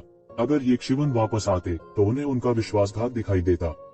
यदि उन्हें भविष्य के देवता द्वारा चुना गया था तो यह उनके लिए लगभग एक मृतंत था। अधीनस्थ अक्षम है। फ्लाइंग क्लाउड कैसल और स्काई बियरिंग कैसल का उल्लंघन किया गया। जिन बुहुआन ने घृणा में अपने दांत पीस लिए। येज़िवेन आमतौर पर चीजों को मैनेज नहीं करती थी। फ्लाइंग क्लाउड कैसल और स्काई बियरिंग कैसल का प्रबंधन करने के लिए उन्हें लगभग सौंप दिया गया था। अब जब उनका उल्लंघन हो गया तो वह दोष से बच नहीं सका। यह कुछ भी नहीं है। इस मामले का आपसे कोई लेना देना नहीं है। येज़िवेन ने कहा, उठो, आज मैं यहाँ न्याय मांगने आया हूँ। मैं चाहता हूँ कि हर कोई यह समझे कि मेरे लोगों से निपटना इतना आसान नहीं है। दृश्य मृत मौन था। इससे पहले जब उन्हें पकड़ा गया था तो बहुत से लोग पौराणिक कैसल लॉर्ड के बारे में चर्चा कर रहे थे। हालांकि जब उन्होंने उसका सामना किया तो वे महसूस कर सकते थे कि दबाव कितना भयानक था। येज़िवेन के हाथ की तलवार से अभी भी खून टपक रहा था। यह बेहद लहूलुहान लग रहा था। शेंगयांग सिटी लॉर्ड, क्या आप मुझे नहीं ढूंढ रहे हैं? अब आप बाहर क्यों नहीं आ रहे हैं? आपको कुछ छोटे फ्राइज बाहर भेजने की जरूरत नहीं है। वे मेरे विरोधी नहीं है। येज़िवेन ने ठंडेपन से कहा। येज़िवेन का लहजा शांत और स्वाभाविक था। इससे पता चला कि वह बेहद आत्मविश्वासी थे। एक जूनियर मेरे सामने गुस्ताखी करने की हिम्मत करता है। शून्य से एक लंबी और दृढ़ आकृति उभरी। यह एक देवता की आभा थी और यह अतुलनीय रूप से वीर थी। तुम सिर्फ एक पुराने चोर हो। येज़िवेन ने अपनी आंखें सिकोड़ ली और शांति से कहा, अगर मैं तुम्हें मार भी नहीं सकता तो मैं अजेय कैसे हो सकता हूँ? ऐसा लग रहा था कि हर कोई येज़िवेन की बातों से डर गया था और उसने अपनी सांस रोक ली थी। उन्हें घुटन का दबाव महसूस हुआ। वे सोच भी नहीं सकते थे कि कोई देवता के सामने इतना अहंकारी होने का साहस करेगा। देवता क्या था? एक देवता एक शाश्वत और अमर अस्तित्व था। वे अतुलनीय रूप से अत्याचारी अस्तित्व थे। किसी देवता के नाम का उल्लेख करते समय साधारण लोगों को भी सावधान रहना पड़ता था, क्योंकि यदि कोई सामान्य व्यक्ति भी पृथ्वी के छोर पर किसी देवता का उल्लेख करता तो वह उसका आभास कर पाता। यह एक देवता की सर्वोच्च शक्ति थी। मुझे लगता है कि तुम बहुत आत्मसंतुष्ट हो। आप आज यहाँ हैं और आप अभी भी जाना चाहते हैं। अचानक विक्टोरियस सन सिटी के भगवान के बगल में 2 अतुलनीय पुराने आंकड़े दिखाई दिए। यह अज्ञात था कि वे किस जाति से थे, लेकिन उनके शरीर से एक तरह की दिल दहला देने वाली आभा निकल रही थी। इस तरह के प्रभामंडल से लोगों को घुटन महसूस होती थी और यहाँ तक सांस लेना भी मुश्किल हो जाता था। इस तरह की आभा ने आम लोगों को भी एक तरह की दैवीय जबरदस्ती का एहसास कराया। विशेष रूप से जिन बहुआन की अभिव्यक्ति अचानक बदल गई। ऐसा इसलिए था क्योंकि उसे बहुत स्पष्ट रूप से याद था कि संरचना की सबसे बाहरी परत जिसे येज़िवेन पीछे छोड़ गया था, टूट जाने के बाद इन दो पुराने साथियों ने स्काई किले और उड़ते हुए बादल किले की रक्षात्मक संरचनाओं को आसानी से नष्ट कर दिया था। यह विधि लगभग एक देवता के समान थी और इसमें एक भयानक शक्ति थी जिसकी सामान्य लोग कल्पना भी नहीं कर सकते थे। कैसल भगवान, सावधान रहें। इन दो बूढ़े लोगों से निपटना आसान नहीं है, उसने जल्दी से याद दिलाया। इस समय येज़िवेन ही उनका एकमात्र रक्षक था, इसलिए उन्हें सावधान रहना था। येज़िवेन ने अपने मुंह के कोने को ऊपर उठाया। वह इन दो बूढ़े लोगों की खेती को एक नजर में देख सकता था। वे वास्तव में दाव पुष्टिकरण के अस्तित्व के बराबर थे। विक्टोरियस सन सिटी के भगवान वास्तव में इस स्तर के विशेषज्ञों की भर्ती कर सकते हैं। जाहिर है उसके तरीके असाधारण थे और वह वास्तव में कोई साधारण व्यक्ति नहीं था। मैं तुम्हें पहले नहीं मार सकता था, लेकिन अब मैं उस पछतावे के लिए तैयार हो सकता हूँ और तुम्हें मार सकता हूँ। दोनों बूढ़ों ने ठंडेपन से कहा। जो लोग हमारे विक्टोरियस सन सिटी को भड़काने की हिम्मत करते हैं, वे मूल रूप से ऐसे ही होते हैं। क्या हम इतने लंबे समय से सो रहे हैं कि तुम नवागंतुकों ने विक्टोरियस सन सिटी की गरिमा को भड़काने का साहस किया? खुश, ये दोनों बूढ़े कमीने पृथ्वी चकनाचूर करने वाले बल के साथ आगे बढ़े। वे येज़िवेन को एक ही बार में पंगु बनाना चाहते थे। उनके शरीर दो प्रागैतिहासिक राक्षसों की तरह सूज गए। वे अतुलनीय रूप से भयानक थे। उनके पूरे शरीर बैंगनी रंग के शल्कों से ढके हुए थे जो सूरज की रोशनी में एक अजीब सी चमक बिखेर रहे थे। इन दो अतुलनीय रूप से भयानक देवताओं ने लगभग अपने भौतिक शरीरों के साथ शून्य को पार कर लिया। हालांकि वे वृद्ध थे, लेकिन उनकी युद्ध शक्ति उत्कृष्ट थी। अपने अनुभव के साथ मिलकर जब वे अपने शिखर पर थे, तब से जरा सा भी कमजोर नहीं थे। सिर्फ तुम दोनों के साथ। स्क्रैम, येज़िवेन जोर से चिल्लाए। उसने अपनी पांचों उंगलियों को एक मुट्ठी में जकड़ लिया और उसकी उंगलियों के अंतराल से सुनहरी दैवीय शक्ति रिसने लगी। फिर उसने इसे एक पल में उड़ा दिया। उनकी सुनहरी जीवन शक्ति ने आकाश को मिटा दिया और पृथ्वी को ढक लिया। मानव दाव मुट्ठी असीम क्रूरता के साथ फूट पड़ी। यह सीधे तौर पर एक अतुलनीय रूप से भयानक मानव दाव दुनिया में परिवर्तित हो गया जो नीचे दबा दिया गया। ऐसी मुक्की की ताकत के आगे सारा प्रतिरोध इतना बचकाना लगता था, इतना कमजोर कि वे एक बार का भी सामना नहीं कर सकते थे। टकराना। येज़िवेन ने इन दो लोगों के शरीर पर विस्फोट किया। इन दो लोगों के सभी हमलों को मानव दाव दुनिया के दमन के तहत तुरंत कुचल दिया गया था, जिसे येज़िवेन ने विस्फोट कर दिया था। फिर ह्यूमन दाव वर्ल्ड ने उनके शरीरों पर दबाव डाला। पफ पफ, उन दोनों ने लगभग शुद्ध सुनहरे रक्त का एक कौर निकाला। फिर उनके शरीर को उल्टा उड़ते हुए भेजा गया। येज़िवेन के मुक्कों से उनके शरीर की सारी हड्डियां टूट गई थी। उनके शरीर शून्य में बिखर गए थे और उनकी रक्त की धुंध धुंध में बदल गई थी और बह गई थी।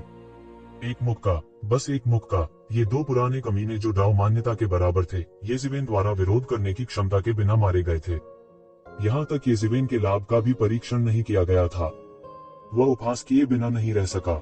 हालांकि इन दो पुराने कमीनों की युद्ध शक्ति दाव मान्यता के बराबर थी, लेकिन उन्होंने स्पष्ट रूप से अपने चरम को पार कर लिया था और एंजल डे के स्टेज 5 में प्रवेश कर गए थे। जब वे अपने चरम पर थे तब की तुलना में उनकी युद्ध शक्ति बहुत खराब थी। टूल सम्राट हेवन में जिन लोगों का उसने सामना किया, वे इन दो पुराने कमीनों से अधिक मजबूत थे। यहाँ तक ब्रोकन ड्रैगन वुमिंग भी इन दो पुराने कमीनों से कहीं ऊपर था। वो येज़िवेन का विरोधी बिल्कुल भी नहीं था। डीएओ सत्यापन के साथ तुलना करने वाले विशेषज्ञों में से ये दो पुराने कमीने मूल रूप से सबसे नीचे थे। येज़िवेन की तुलना में, जो अपने जीवन के चरम पर था, क्या यह मौत को दावत नहीं दे रहा था? जैसा कि कहा जाता है, मुट्ठी युवा और मजबूत से डरती है। उसके शरीर से सुनहरी दिव्य शक्ति निकली और दिव्य बल बह गया। येज़िवेन कदम दर कदम शेंग्यांग शहर के सिटी लॉर्ड की ओर चल पड़ी। वह दाव सत्यापन तक भी पहुंच गया है, किसी ने कांपती आवाज में कहा। दाव सत्यापन और गैर दाव सत्यापन दो पूर्ण चरम सीमाएं थीं और दो पूरी तरह से अलग स्थितियां थीं। भले ही वे डीएओ सत्यापन के बराबर थे और उनकी युद्ध शक्ति डीएओ सत्यापन विशेषज्ञों से कम नहीं थी, उनकी स्थिति डीएओ सत्यापन विशेषज्ञों से पूरी तरह अलग थी। हिडन वैली में दाव सत्यापन विशेषज्ञ उच्च स्तरीय कर्मी थे, जबकि गैर दाव सत्यापन विशेषज्ञ डीएओ सत्यापन विशेषज्ञों के बराबर थे। अधिक से अधिक वे मध्यम स्तर के कर्मचारी थे। उनके बीच स्थिति में अंतर स्वर्ग और पृथ्वी जैसा था। इसलिए कई लोगों ने कहा, यदि येज़िवेन भी परमेश्वर होती तो स्थिति पूरी तरह से अलग होती। यह देवताओं का युद्ध था। यह देवताओं का पौराणिक युद्ध नहीं था जिसमें वे शामिल हो सके। सबसे ज्यादा हैरान स्काई बियरिंग कैसल और फ्लाइंग क्लाउड कैसल के कई विशेषज्ञ थे। उनका कैसल लॉर्ड मजबूत हो गया था। वह वास्तव में दाव सत्यापन तक पहुंच गया था। वे एक शिवेन की पृष्ठभूमि के बारे में सबसे स्पष्ट थे। वह सिर्फ एक नवागंतुक था जिसने कुछ दशकों के लिए देवता परिवर्तन रसातल में प्रवेश किया था। वह वास्तव में दाव सत्यापन तक पहुंच गया था। यह कैसी स्थिति थी? लेकिन तभी परमानंद का विस्फोट हुआ। चोटी के देवता का अनुसरण करने और दाव मान्यता कैसल भगवान का अनुसरण करने का भविष्य पूरी तरह से अलग था। देवता अनंत काल तक अस्तित्व में रहे। जब तक वे मर नहीं गए तब तक उनका आकाश धारण करने वाला किला और उड़ने वाला बादल का किला अनंत काल तक मौजूद रहेगा। ब्लड जेल में उनकी स्थिति बिल्कुल अलग थी। उनके पास डीओ सत्यापन में प्रवेश करने का अवसर हो सकता है। उनके पास पूरी तरह उत्साहित होने का कारण था। मुझे उम्मीद नहीं थी कि आप दाव सत्यापन तक पहुंच गए हैं। निश्चित रूप से आपने बाघ को वापस पहाड़ पर छोड़ दिया है। विक्टोरियस सन सिटी के भगवान ने अपनी आंखें मूंद ली और हत्या के इरादे से कहा। मैंने कहा, कुछ मिनियन बाहर मत भेजो, मेरे लिए वे बेकार हैं। येज़ेबेल ने ठंडेपन से कहा, कदम से कदम मिलाकर, वे तो बस 2 रद्दी हैं। तो क्या हुआ अगर वे मर गए? विक्टोरियस सन सिटी के भगवान ने उदासीनता से कहा। उसका दिल पत्थर की तरह ठंडा था। 2 अत्यंत महत्वपूर्ण अधीनस्थों की मृत्यु ने उन्हें बिल्कुल भी विचलित नहीं किया। मुझे इस बात की बिल्कुल भी परवाह नहीं है कि ये दोनों कचरा मर चुके हैं। जब समय आएगा जब तक तुम मेरे द्वारा नियंत्रित हो तुम ऐसे 10 कूड़ेदानों का मिलान कर सकते हो। विक्टोरियस सन सिटी के भगवान ने धीरे से कहा। उसका विचार येज़ेबेल को अपनी कमान में लेने का था। जब तक उसके हाथों में इस तरह का एक युद्ध सेनापति था वह ऐसे 10 कूड़ेदानों का मिलान कर सकता था। ये शिवेन के आश्वस्त न होने के कारण वह उसे तब तक पीटता था जब तक कि वह आश्वस्त नहीं हो जाता। और करता भी क्या? कितना ठंडा! येज़ेबेल ने सिकुड़ी हुई आंखों से कहा। जाहिर है विक्टोरियस सन सिटी के भगवान की शीतलता उनकी कल्पना से बहुत परे थी। क्या महान चीजों को प्राप्त करने के लिए पत्थर का दिल एक आवश्यक शर्त थी? ये शिवेन ने ऐसा नहीं सोचा था। यदि आप मुझे नियंत्रित करना चाहते हैं तो देखते हैं कि क्या आपके पास ऐसा करने की क्षमता है। हम फिर आओ और कोशिश करो। विक्टोरियस सन सिटी के सिटी लॉर्ड ने आखिरकार अपनी चाल चली। उसके सिर के ऊपर एक अतुलनीय विशाल शहर ऊपर और नीचे तैर रहा था। इसके स्वरूप को देखते हुए क्या यह वर्तमान विक्टोरियस सन सिटी नहीं था? उन्होंने अपने प्रतिद्वंद्वी को दबाने के लिए अनगिनत लोगों की शक्ति का उपयोग करते हुए वास्तव में विक्टोरियस सन सिटी को एक साधन के रूप में परिष्कृत किया था। वह वास्तव में निपटने के लिए एक बहुत ही कठिन व्यक्ति था। एक एक करके नश्वर संसार की शक्ति नीचे गिर गई और उसकी रक्षा की। बूम! शेंगयांग शहर के स्वामी का रंग ठंडा और कठोर था। वो ये शिवेन के साथ बकवास नहीं करना चाहता था। उसने सीधे एक मुक्का मारा और मुट्ठी की बत्तियां टिमटिमा उठी, आकाश को धुंधला कर दिया और पृथ्वी को ढक लिया। यह गगनभेदी था और परत दर परत समुद्र की अंतहीन लहरों की तरह इसने लोगों को मौत का भयानक एहसास दिया। शक्तिशाली मुट्ठी बल ने आकाश और पृथ्वी को मिटा दिया। यह मुट्ठी बल ग्रेट वे के निशान के साथ अंकित ग्रेट वे के संकेतों के फटने में बदल गया। उतार चढ़ाव एक बड़ी नदी की तरह थे जो आकाश और पृथ्वी को मिटा देती है। सभी ने आकाश और पृथ्वी से नीचे गिरते हुए एक प्रकार के भयानक दबाव को महसूस किया। वे मदद नहीं कर सकते थे लेकिन अतुलनीय रूप से भयभीत महसूस कर रहे थे। एक पल में इसने लोगों को घुटने टेकने जैसा महसूस कराया। यह वह जबरदस्ती थी जो देवताओं की थी। जो लोग अभी तक दाव पुष्टिकरण क्षेत्र में प्रवेश नहीं कर पाए थे वे अनिवार्य रूप से देवताओं के वास्तविक स्वामी का सामना करते समय हीन महसूस करेंगे। इतने भयानक हमले को देखते हुए ये शिवेन को कोई जल्दी नहीं थी। उसके पीछे प्रबुद्ध मन प्राचीन वृक्ष की धुंधली छाया उभरी। यह गंभीर और प्रतिष्ठित लग रहा था। उसने दोनों हाथों से एक मुहर को चुभोया जो सीधे आकाश की मुहर को पलटने में बदल गई और नीचे गिर गई। जैसे ही ओवरटर्निंग द स्काई सील चली दुनिया उल्टी होने लगी। धरती कांप उठी और पहाड़ हिल उठे। यह भी एक देवता के माध्यम से एक अस्तित्व था। शेंगयांग सिटी के सिटी लॉर्ड की तुलना में यह किसी भी तरह से कमतर नहीं था। इन दो शक्तिशाली विशेषज्ञों के टकराव के तहत सभी ने स्पष्ट रूप से एक अकल्पनीय दबाव महसूस किया और यहाँ तक शून्य भी बिखर गया। उनके पास घुटने टेकने और दोनों पक्षों की जबरदस्ती का विरोध करने के लिए अपनी पूरी ताकत का इस्तेमाल करने के अलावा कोई विकल्प नहीं था। टकराना, दोनों पक्ष आपस में टकरा गए। दुनिया हिल गई।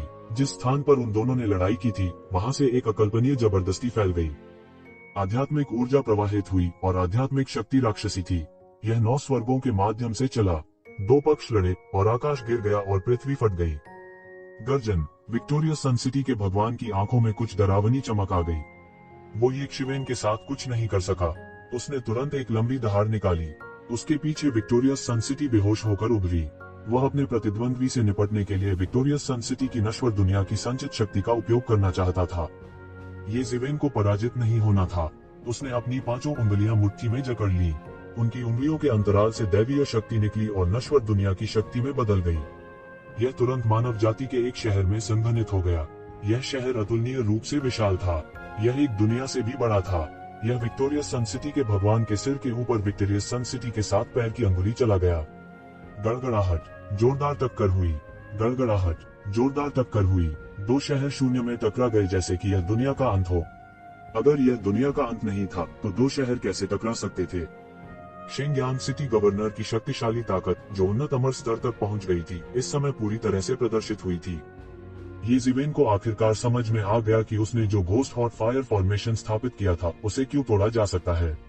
ऐसा इसलिए था क्योंकि उन्होंने जो घोस्ट हॉट फायर फॉर्मेशन स्थापित किया था वह अधिक से अधिक सामान्य दाव सत्यापन विशेषज्ञों से ही निपट सकता था। हालांकि शेंगयांग शहर के गवर्नर ने स्पष्ट रूप से सामान्य दाव सत्यापन विशेषज्ञों के रैंक को पार कर लिया था। उन्नत अमर स्तर का एक विशेषज्ञ स्वाभाविक रूप से अपने घोस्ट हॉट फायर फॉर्मेशन को तोड़ सकता है। उन्होंने शेंगयांग शहर के गवर्नर के इतने शक्तिशाली होने की कभी उम्मीद नहीं की थी क्योंकि कोई जानकारी ही नहीं थी। हालांकि स्काई बियरिंग फोर्ट्रेस और फ्लाइंग क्लाउड फोर्ट्रेस को शेंगयांग सिटी के बारे में कुछ जानकारी थी, लेकिन शेंगयांग सिटी गवर्नर ने स्पष्ट रूप से सामान्य दाव सत्यापन विशेषज्ञों के रैंक को पार कर लिया था। हालांकि एक देवता के लिए एक भगवान की शक्ति लगभग समान थी। यह पता लगाने का कोई तरीका नहीं था कि विक्टोरियस सन सिटी का सिटी लॉर्ड कितना मजबूत हो गया था। यह उनकी योजना में सबसे बड़ी चूक भी थी, जिसके चलते आज यह स्थिति पैदा हुई है। हालांकि शक्तिशाली ताकत के सामने सबसे अच्छी योजना भी बेकार थी। यदि वह उस समय रुक भी जाता तो भी व्यर्थ था। यदि यह इक्विपमेंट रॉयल हेवन में निरंतर रोमांच के लिए नहीं होता तो उसके लिए शेंगयांग शहर के गवर्नर को हराना बिल्कुल असंभव था। गड़गड़ाहट, ये जिवेन का साधना स्तर स्पष्ट रूप से अधिक था। उसकी दुनिया ने सीधे शेंगयांग शहर को कुचल दिया था। पहला कदम विफल होने के बाद शेंगयांग शहर के गवर्नर और भी क्रूर हो गए। उसने आकाश की ओर देखा और भी भयंकर रूप से गरजा। उसने येक्षिवेन पर एक और पंच से हमला किया। नश्वर संसार की अनंत शक्ति समय को भी विकृत कर सकती है। कुछ हद तक यह चाल ह्यूमन डाउ फिस्ट के समान थी। यह भी कहा जा सकता है कि सार और सार समान थे। हालांकि ह्यूमन डाउ फिस्ट की तुलना में शेंगयांग सिटी के गवर्नर का अद्वितीय कौशल निस्संदेह बहुत कमजोर था। शेंगयांग शहर के गवर्नर का पूरा शरीर एक तरह की चमकदार रोशनी से भर गया था। प्रकाश आकाश में उड़ गया और दसियों हजार फीट ऊपर चला गया। यह पंच अत्यंत अत्याचारी था। इसने अनगिनत लोगों के विचारों से बनी नश्वर दुनिया की शक्ति को आगे बढ़ाया और अदम्य इच्छा शक्ति के साथ आगे बढ़ा। ये जिवेन ने हार नहीं मानी। उसने अपनी पांचों उंगलियों को मुट्ठी में जकड़ लिया और सुनहरी मुट्ठी बल बाहर निकल आया। वह चकमा नहीं दिया और सीधे आगे बढ़ गया। गड़गड़ाहट, यह एक और धरती को हिला देने वाली टक्कर थी। शक्तिशाली बल ने एक अतुलनीय रूप से भयानक स्थानिक तूफान का गठन किया। सब कुछ टुकड़ों में बिखर गया।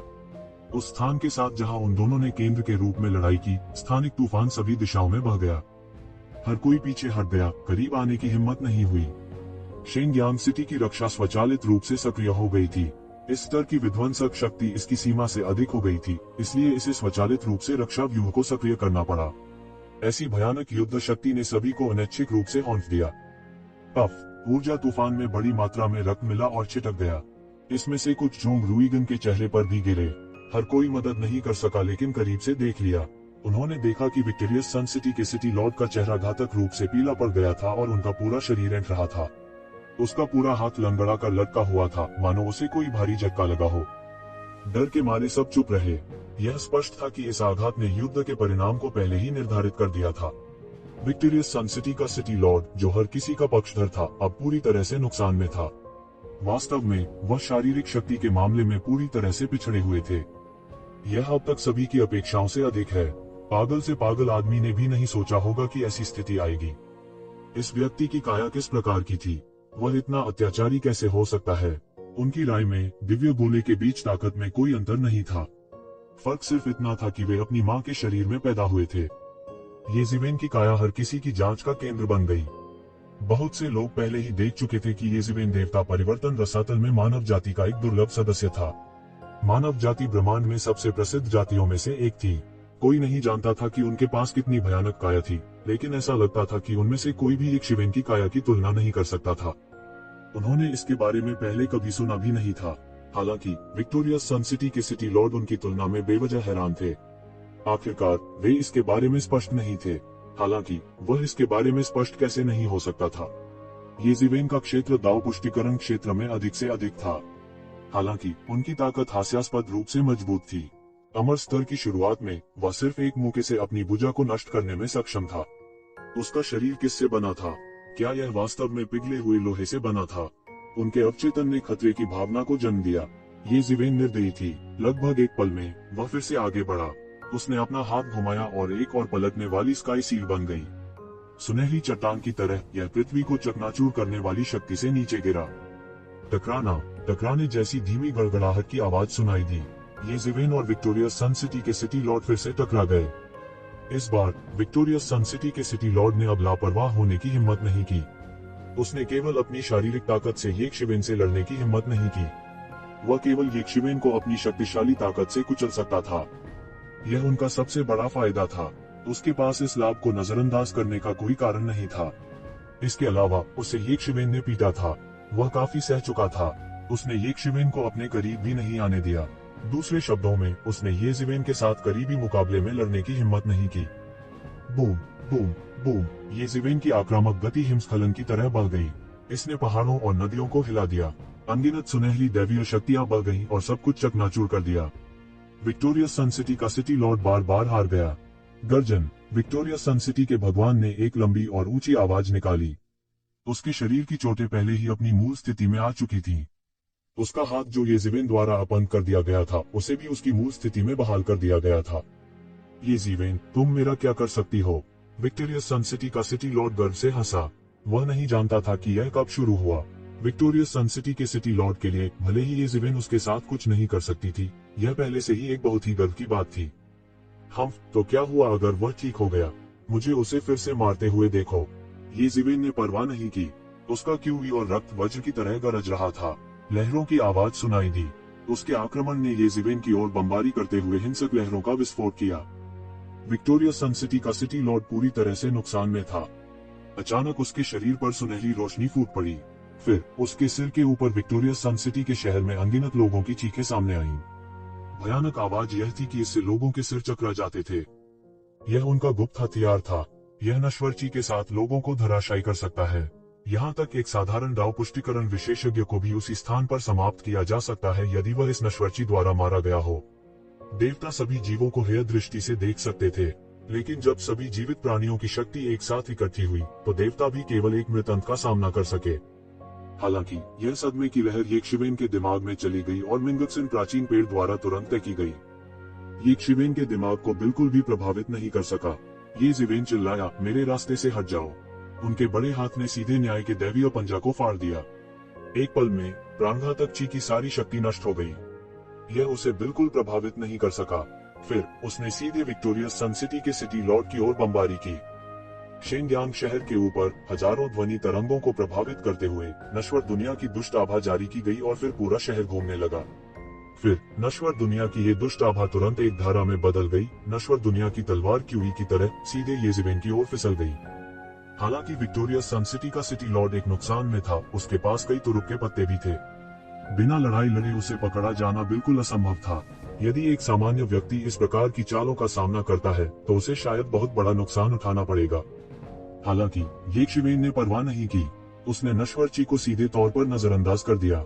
क्या उसके दिमाग पर हमला करना बेवकूफी नहीं थी?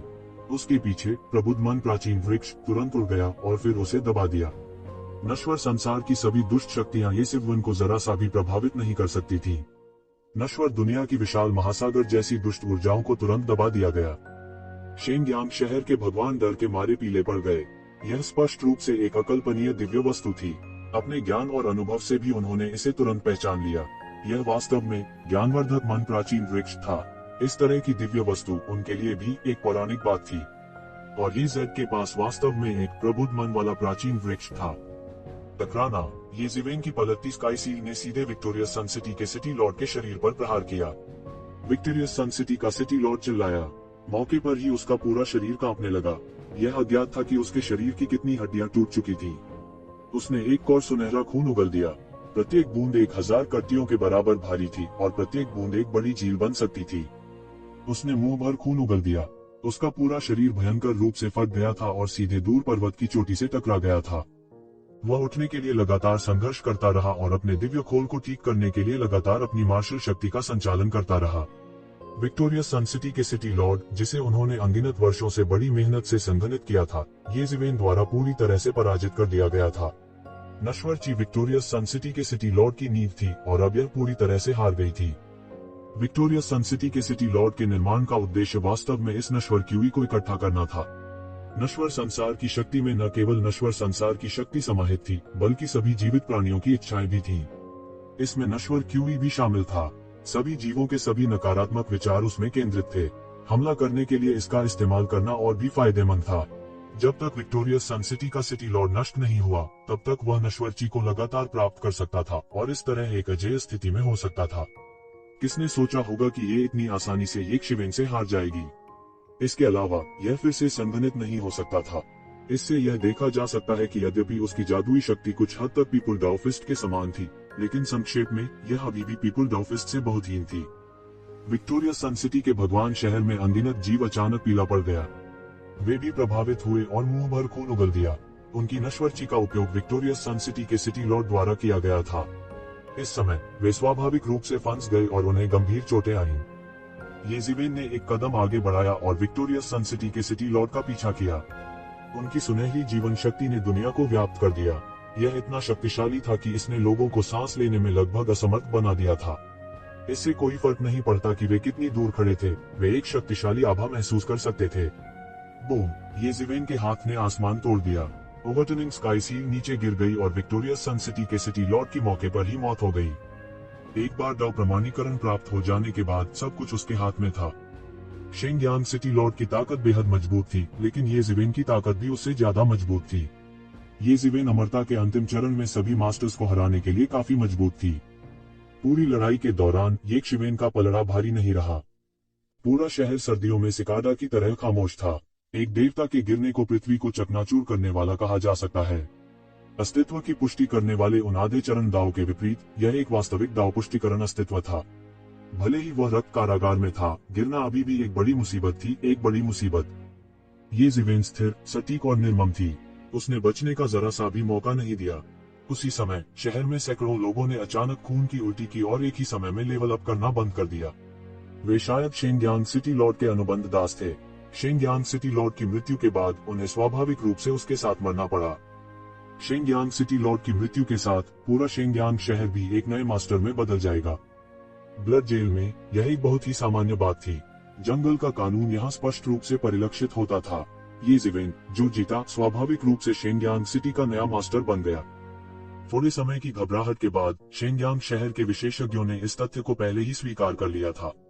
शेंगयांग सिटी के सिटी लॉर्ड के सबसे वफादार समर्थकों के लिए उन्होंने या तो आत्महत्या कर ली थी या शेंगयांग सिटी के सिटी लॉर्ड द्वारा फंसाया गया था। यहाँ तक अगर जीवित बचे थे तो यह एक देवता के लिए खतरा पैदा करने के लिए पर्याप्त नहीं था। एक भगवान के सामने एक देवता बहुत कमजोर था। यहाँ तक दो देवता जो दाव मान्यता के बराबर थे, उन्हें भी येज़ेवेन द्वारा सिर्फ एक मुक्के से मारा जा सकता था। वास्तविक शक्ति के सम्मुख किसी भी प्रकार का प्रतिरोध निरर्थक था। शेंगयांग सिटी लॉर्ड की अचानक मृत्यु ने भी पास के विशाल क्षेत्र में कई देवताओं का ध्यान और बेचैनी आकर्षित की थी।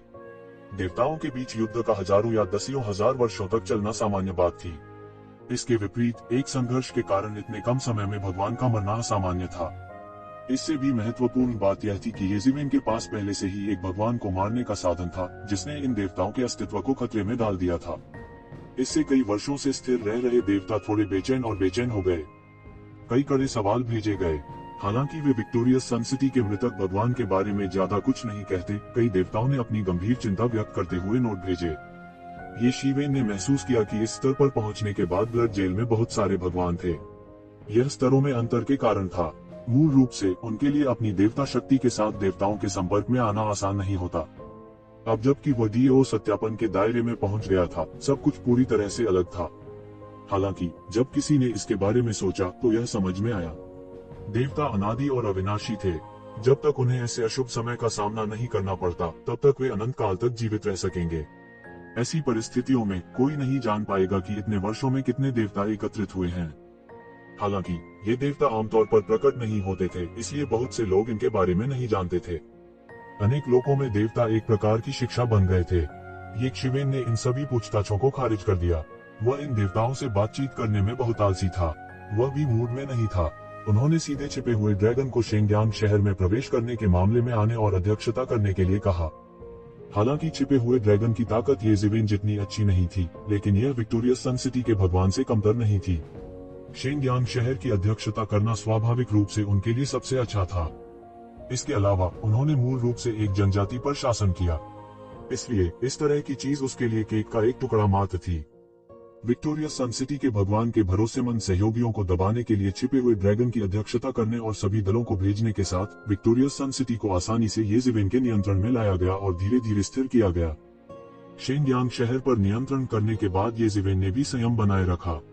उसने अपने क्षेत्र का विस्तार नहीं किया, अतः जिन देवताओं ने इस विषय में चिंता व्यक्त की थी, वे भी एक एक करके अपनी दृष्टि हटा लेते थे।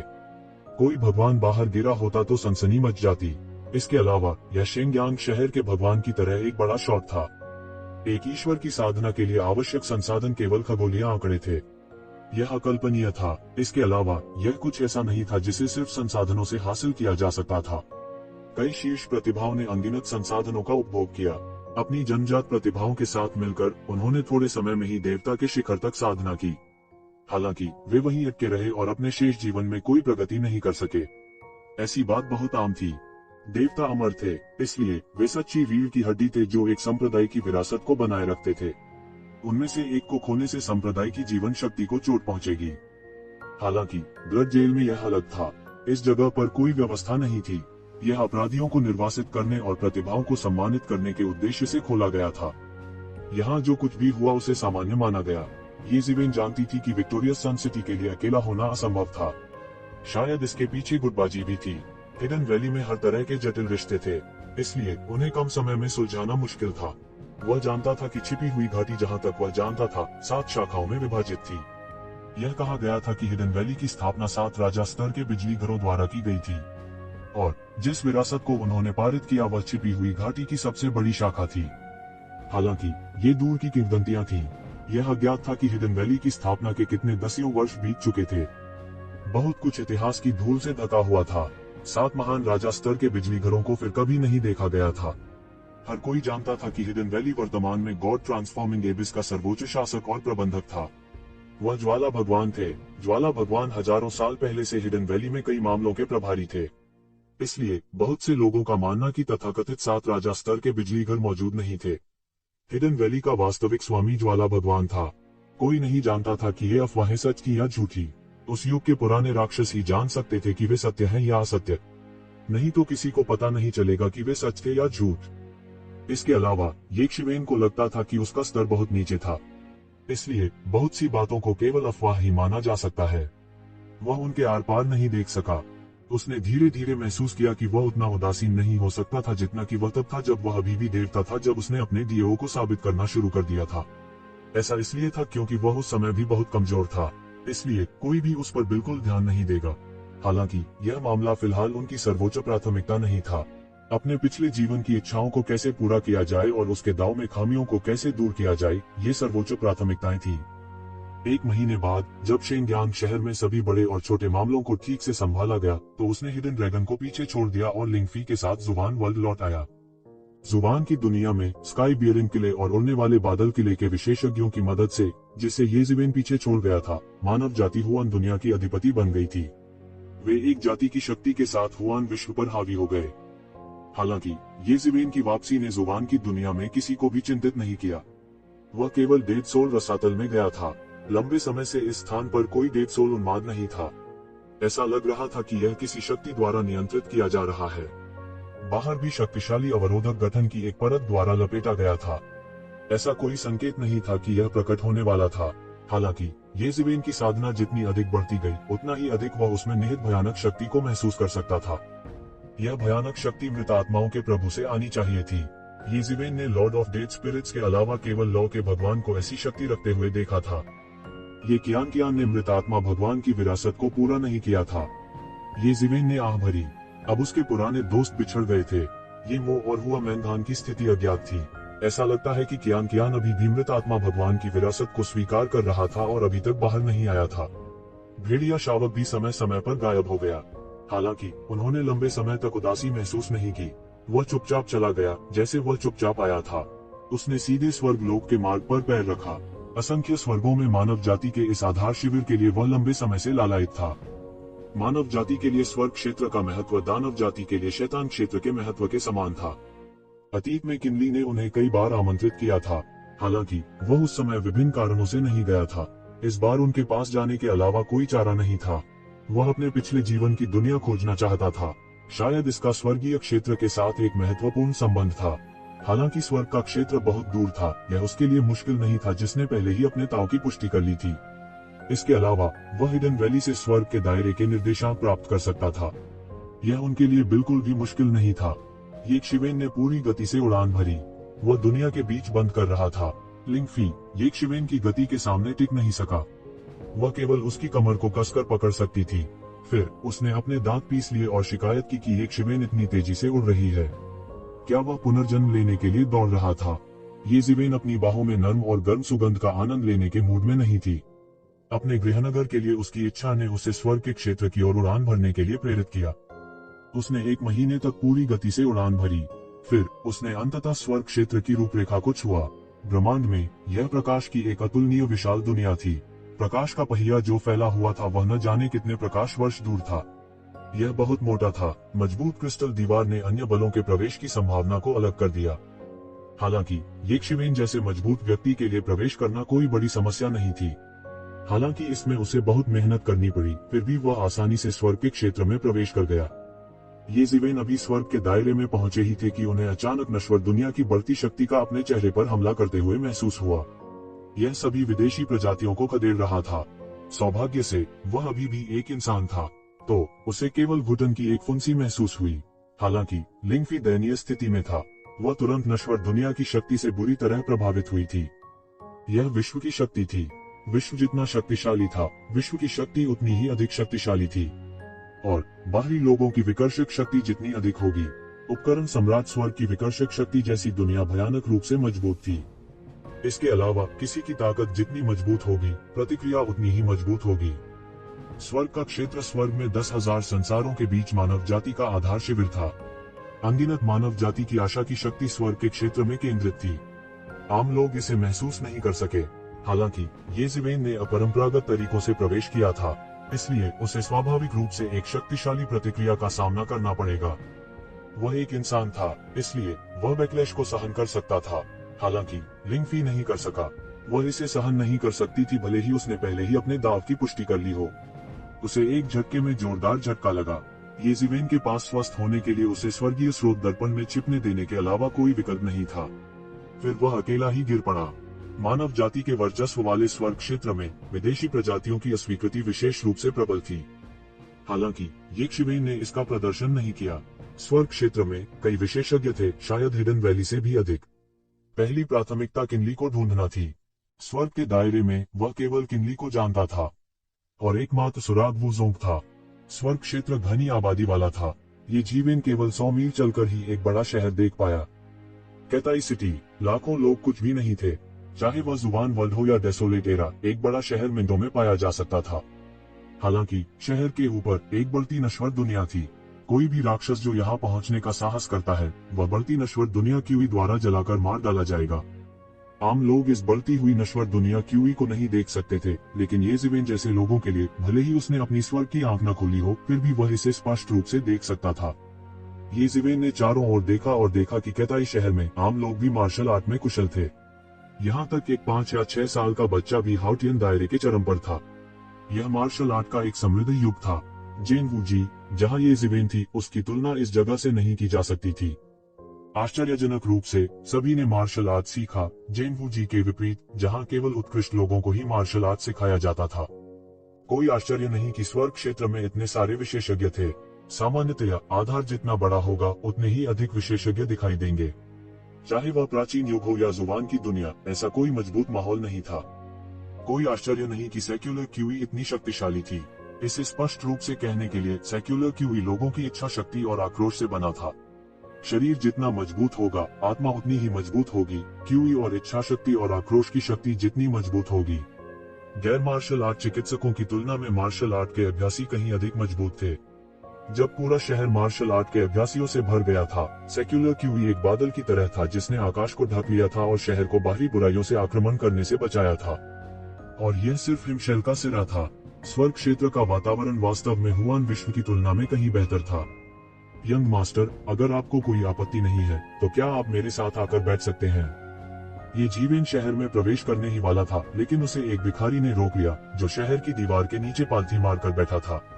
उसने इसकी परवाह नहीं की, लेकिन उसने इस बूढ़े आदमी पर एक नजर डाली और अचानक घबरा गया। यह भिखारी चिकने चिथड़े पहने हुए था, उसकी त्वचा ढीली थी और उसके बाल सफेद थे। उसे देखकर ऐसा लग रहा था जैसे उसने कई दिनों से पेट भर खाना नहीं खाया हो। लेकिन उसे जो झटका लगा वह यह था कि वह इस भिखारी के आर पार नहीं देख सका। भले ही उन्होंने अपना धर्म नेत्र नहीं खोला था, लेकिन अपनी शक्ति से वे एक ही दृष्टि से किसी को भी देख सकते थे। यह भिखारी साधारण नहीं था। चूंकि एल्डर ने मुझे आमंत्रित किया है तो स्वाभाविक रूप से मैं मना करने की हिम्मत नहीं कर पाऊंगा। ये शिवेन तुरंत मुस्कुराए और चल दी। अप्रत्याशित रूप से उसने भी भिखारी की नकल की और बैठ गया। दूसरी ओर शहर के गेट के अंदर और बाहर जाने वाले लोग इस आलीशान कपड़े पहने युवा मास्टर को अजीब तरह से देख रहे थे। वह वास्तव में इस भिखारी के साथ एक मेज साझा कर रहा था। आप कहां से आए हैं? बूढ़े भिखारी ने हवा में से एक लौकी पकड़ी और एक घूंट पी ली। हवा में शराब की सुगंध भर गई। उसकी चमकदार आंखें येशिवेन को घूर रही थीं। येशिवेन तुरंत समझ गए कि उनके स्वर्ग के क्षेत्र में प्रवेश करने की बात किसी की नजर में आ गई थी। यह बूढ़ा भिखारी यहाँ उसकी प्रतीक्षा कर रहा था। जूनियर येशिवेन, मुझे एल्डर को कैसे संबोधित करना चाहिए? येशिवेन ने पूछा। मेरा कोई नाम नहीं है। दूसरे मुझे बूढ़ा भिखारी कहते हैं। आप मुझे वह भी कह सकते हैं। लेकिन क्या आप येशिवेन हैं? मैंने आपके बारे में सुना है। बूढ़े भिखारी ने अपने चेहरे पर मुस्कान के साथ कहा। उसने भुने हुए चिकन का एक टुकड़ा कहीं से पकड़ा और उसमें काट लिया। शराब और मांस था, इसलिए यह काफी आनंददायक था। मैंने किन्नी से सुना, लेकिन मुझे उम्मीद नहीं थी कि स्वर्ग के दायरे से बाहर मेरी मानव जाति में कोई प्रतिभाशाली व्यक्ति होगा। तो एल्डर किनलाई को जानते हैं? तू जिवेन ने आश्चर्य से पूछा। यह जूनियर यहाँ किनलाई को खोजने आया है। तो फिर तुम सही रास्ते पर क्यों नहीं गए? मुझे लगा कि यह एक राक्षस का आक्रमण है, इसलिए मैं जल्दी से वहां पहुंच गया। बूढ़े भिखारी ने येशिवेन को देखा और कहा, हा, बड़े मजाक कर रहे होंगे।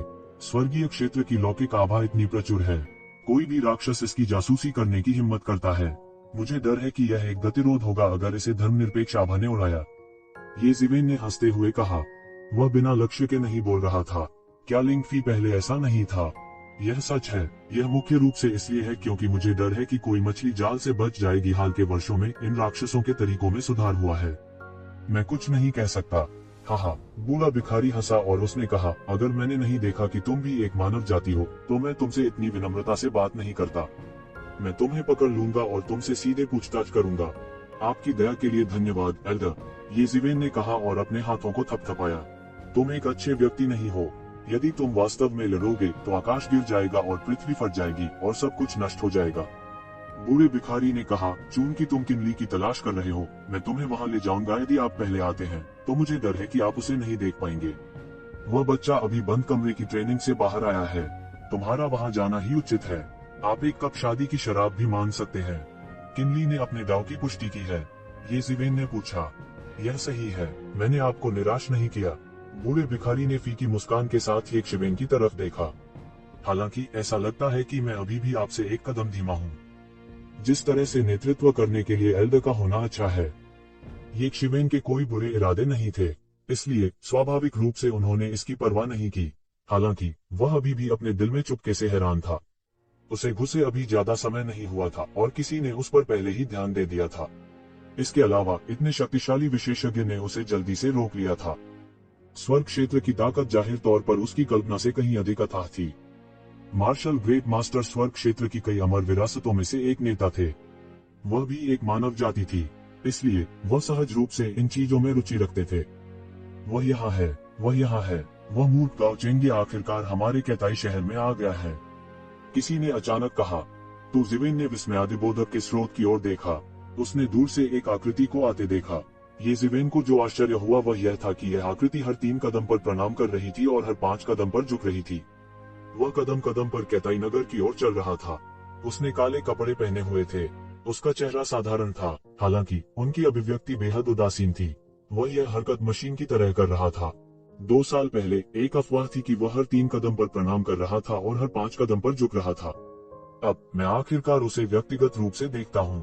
तुम लोग क्या जानते हो, गाओ चेंगे प्राचीन संतों की नकल कर रहे हैं। यदि उन्हें मार्शल ग्रेट मास्टर के एक वरिष्ठ द्वारा महत्व दिया जा सकता है तो उनकी भविष्य की उपलब्धियां असीम होंगी। वह पूर्व यंग ड्रैगन लिस्ट के शीर्ष शिष्य किनली से भी अधिक प्रतिभाशाली हो सकता है। ऐसे व्यक्ति में बहुत धैर्य और ज्ञान होता है, उनकी भविष्य की उपलब्धियां असीमित होंगी। ऐसा कहा जाता है कि जब वह मानव दुनिया में था तो वह पहले से ही एक अद्वितीय प्रतिभा था। बाद में उत्तरी मैदानों में चढ़ने के बाद वह हर 3 कदम पर प्रणाम करता रहा और हर 5 कदम पर झुकता रहा। वह अंततः मध्य मैदानों से दक्षिणी बंजर भूमि पर आ गया है। पूरे 300 साल हो गए।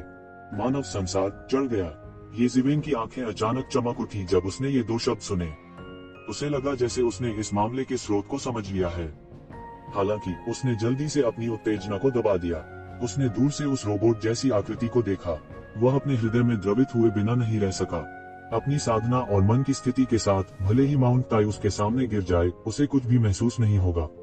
हालांकि वह भी गाओ चेंगे की प्रशंसा किए बिना नहीं रह सका। इस बिंदु तक साधना करने के बाद उन्होंने बहुत पहले ही समझ लिया था कि जन्मजात प्रतिभा और बुद्धिमत्ता साधना के मार्ग में निर्णायक कारक नहीं थे। सबसे महत्वपूर्ण बात थी अपरिवर्तनीय इच्छा शक्ति का होना। वे पुरानी प्राचीन वस्तुएं जिन्होंने अपने ताव को सिद्ध कर दिया था, वे पहले ही डेमिगोड क्षेत्र के शिखर तक साधना कर चुकी थी, लेकिन अंत में वे डेमिगोड क्षेत्र के शिखर पर ही मर गईं। इसका कारण यह था कि वे अपनी कुशाग्रता और आगे बढ़ने की लगन खो चुके थे। भले ही वे आधा कदम दूर हो, वे दैवीय क्लेश को ट्रिगर करने का साहस नहीं करेंगे। हालांकि गाओ चेंगे के 300 वर्ष व्यर्थ गए प्रतीत होते थे, वास्तव में ये 300 वर्ष भी आध्यात्मिक साधना की एक प्रक्रिया थी। मार्शल ग्रेट मास्टर के संसाधनों के साथ खेती कुछ ही मिनटों की बात थी। साधना के लिए वास्तव में कठिन चीज चित की अवस्था थी, और इन 300 वर्षों में उसने जो संयमित किया वह यह आध्यात्मिक साधना थी। ऐसा कहा जा सकता है कि गाओ चेंगे में बहुत दृढ़ता थी और वह बहुत चतुर भी थे। मार्शल ग्रेट मास्टर के पास एक महान प्रतिभा होने जा रही है। बधाई हो, ये ज़िवेन ने हाथ जोड़कर कहा। हालांकि गाओ चेंगे अभी अभी दीर्घायु के दायरे में पहुंचे थे, लेकिन वे पहले से ही देख सकते थे कि उनका भविष्य असीम है। यदि यह इस तथ्य के लिए नहीं था कि गाओ चेंगे को मार्शल ग्रेट मास्टर द्वारा सबसे अधिक चुना गया था, तो वे थोड़ा हिल गए होंगे। वह लिया की भयानक रूप से मजबूत जन्मजात प्रतिभा से अलग था। वह गाओ चेंगे की दृढ़ता से अधिक संतुष्ट था। सांस बूढ़े भिखारी ने आह भरते हुए कहा, यदि वह वास्तव में मेरे मार्शल ग्रेट मास्टर में शामिल हो सकता है तो यह बहुत अच्छा होगा। ओह, मैं थोड़ा उत्सुक हूँ। इतना अच्छा जेड, मुझे डर है कि कोई भी संप्रदाय इसे आसानी से नहीं जाने देगा। ये ज़िवेन को थोड़ा अजीब लगा। एक बड़े संप्रदाय के लिए सबसे महत्वपूर्ण चीज संसाधन या खेती की तकनीक नहीं थी, बल्कि प्रतिभा थी। जब तक वहाँ प्रतिभाओं की अंतहीन आपूर्ति थी, उनके पास सब कुछ होगा। और यह गाओ चेंगे निस्संदेह एक शीर्ष प्रतिभा थे। वे प्रतिभाओं को कैसे दूर कर सकते थे? क्या ऐसा हो सकता है कि इस गाओ चेंगे का चरित्र खराब है? ये ज़िवेन पूछे बिना न रह सकी। यदि वह एक धूर्त और शातिर व्यक्ति होता तो वह कितना भी प्रतिभाशाली क्यों न हो, उसे संप्रदाय में स्वीकार नहीं किया जाता। बस ऐसा नहीं है। बूढ़े भिखारी ने अपना सिर हिलाया और कहा, इसे एक पारिवारिक घोटाला माना जा सकता है। मूल रूप से इसे फैलाना नहीं चाहिए, लेकिन अब इन सामान्य लोगों के अलावा स्वर्गीय क्षेत्र के उच्च अधिकारी पहले ही फैल चुके हैं, तो इससे कोई फर्क नहीं पड़ता कि यह फैला है या नहीं, क्योंकि जब गाओ चेंगे मानव दुनिया में थे तो उन्होंने एक बार मार्शल ग्रेट मास्टर के वंशजों के जीवन को नष्ट कर दिया था। इसलिए उन्होंने कहा कि न केवल मार्शल ग्रेट मास्टर बल्कि स्वर्गीय क्षेत्र में कोई भी अमर विरासत जो गाओ चेंगे को लेने की हिम्मत करता है, वह उसका दुश्मन होगा। अन्यथा इतनी अच्छी हरित को कैसे उपेक्षित छोड़ा जा सकता है? यह एक पारिवारिक झगड़ा है। तार्किक रूप से ये ज़िवेन को थोड़ा अजीब लगा। उन्हें विश्वास नहीं था कि यह मार्शल ग्रेट मास्टर एक व्यापक दिमाग वाला व्यक्ति होगा जो इस तरह के गहरे खून के झगड़े को सहन कर सकता है। यह मामला भी एक कांड है, क्योंकि मार्शल ग्रेट मास्टर के वंशज ने मानव दुनिया में बुराई की, जिससे लाखों लोग पीड़ित हुए। उन्होंने एक बड़ा अपराध किया और मरने के लायक थे। बूढ़ा भिखारी आह भरकर बोला। ये ज़िवेन अभी समझ पाई थी कि वास्तव में इसके पीछे इतना जटिल कारण था। तो यह ऐसा ही है, लेकिन चूंकि आपके मार्शल ग्रेट मास्टर इस व्यक्ति को नहीं चाहते हैं, तो मैं उसे स्वीकार कर लूंगा, कोई बात नहीं। क्या तुम? बूढ़े भिखारी ने आश्चर्य से ये ज़िवेन को देखा। उसे समझ नहीं आया कि ये ज़िवेन ने इस समय खड़े होने की हिम्मत क्यों की। मार्शल संप्रदाय में सम्राट राजा स्तर के स्वामी थे। उनकी ताकत अकल्पनीय रूप से गहरी थी। मार्शल संप्रदाय में एक उप संप्रदाय मास्टर बनने में सक्षम होने के लिए यह ताकत आम लोगों के लिए पहले से ही अकल्पनीय थी। हालांकि उन्होंने विशेष रूप से यह नहीं बताया कि यह कौन था, यह बिल्कुल भी महत्वपूर्ण नहीं था। मार्शल संप्रदाय का कोई उपसंप्रदाय मास्टर अनगिनत लोगों से ऊपर था। बूढ़ा भिखारी भी ऐसे व्यक्ति को भड़काने को तैयार नहीं था। क्या ये जिवेन पागल थी? इसमें इतना अजीब क्या है? क्या गाओ चेंगे एक अच्छी प्रतिभा है? क्या वह धर्मी है? क्या यह पर्याप्त नहीं है? ये जिवेन ने मुस्कुराते हुए कहा, लाखों लोगों को पीड़ित करना, ऐसे व्यक्ति की मृत्यु पर्याप्त नहीं है तो क्या हुआ अगर वह मारा गया? ये जिवेन का कहना था कि गाओ चेंगे का काम करने का तरीका उनकी भूख के अनुरूप था। अगर वह होता तो वह भी उसी स्थिति में ऐसा ही करता। कोई फर्क नहीं पड़ता कि आपकी पृष्ठभूमि क्या है, डरने की कोई बात नहीं थी, भले ही आप आकाश में एक बड़ा छेद कर दें। क्या अधिक है, वह केवल मार्शल संप्रदाय का एक उप संप्रदाय मास्टर था। वह एक हाथ से आकाश को ढंक नहीं सकता था, देवता परिवर्तन रसातल में उसे नियंत्रित करने की तो बात ही छोड़िए। लेकिन आपको स्पष्ट होना होगा, हालांकि वह लंबे समय से दुनिया में नहीं चला है, उसके पास अनगिनत शिष्य हैं। यदि आप गाओ चेंगे को स्वीकार करते हैं तो यह इस कर्म को स्वीकार करने के बराबर है। समय आने पर आपकी परेशानी छोटी नहीं होगी। अपनी ओर नीची दृष्टि से मत देखो, क्योंकि तुम स्वर्ग लोक के व्यक्ति नहीं हो। समय आने पर आपके साथ परेशानी खोजने का एक तरीका होगा। बूढ़े भिखारी ने सीधे चेहरे से कहा, मैं मुसीबतों से कभी नहीं डरता, मैं हमेशा मुसीबतों से ग्रस्त रहा हूँ। हा, स्वर्ग की परवाह किसे है? मैं केवल सही काम करने पर जोर देता हूँ। यह मेरी मार्शल आर्ट है और कोई भी मुझे हिला नहीं सकता। दृढ़ निश्चय। ये जिवेन जोर से हंसी और बोली, अच्छा, तुम एक आदमी हो, मैं तुम्हारी प्रशंसा करता हूँ। बूढ़े भिखारी की आंखें चमक उठी और वह निर्भीकता से हंसा। अब युवा पीढ़ी पुरानी पीढ़ी को पार कर जाएगी, युवा पीढ़ी पुरानी पीढ़ी को पार कर जाएगी। एक तालाब में एक अजगर जैसा सुनहरा पैमाना कैसे हो सकता है? अगर इतनी अच्छी जेब को दफना दिया जाए तो यह अफसोस की बात होगी। कुछ चीजें हैं जो मैं बर्दाश्त नहीं कर सकता, लेकिन फिर भी मैं आपकी मदद कर सकता हूँ। बूढ़े भिखारी ने वीरतापूर्वक कहा। उस समय किन सम्राट ने सार्वभौमिक निंदा का जोखिम उठाया और मार्शल आर्ट पर प्रतिबंध हटा दिया, जिससे सभी को मार्शल आर्ट का अभ्यास करने की अनुमति मिल गई। तभी मानव जाति फिर से समृद्ध हुई। आपकी एक बात सही है, परेशानी कुछ भी नहीं है।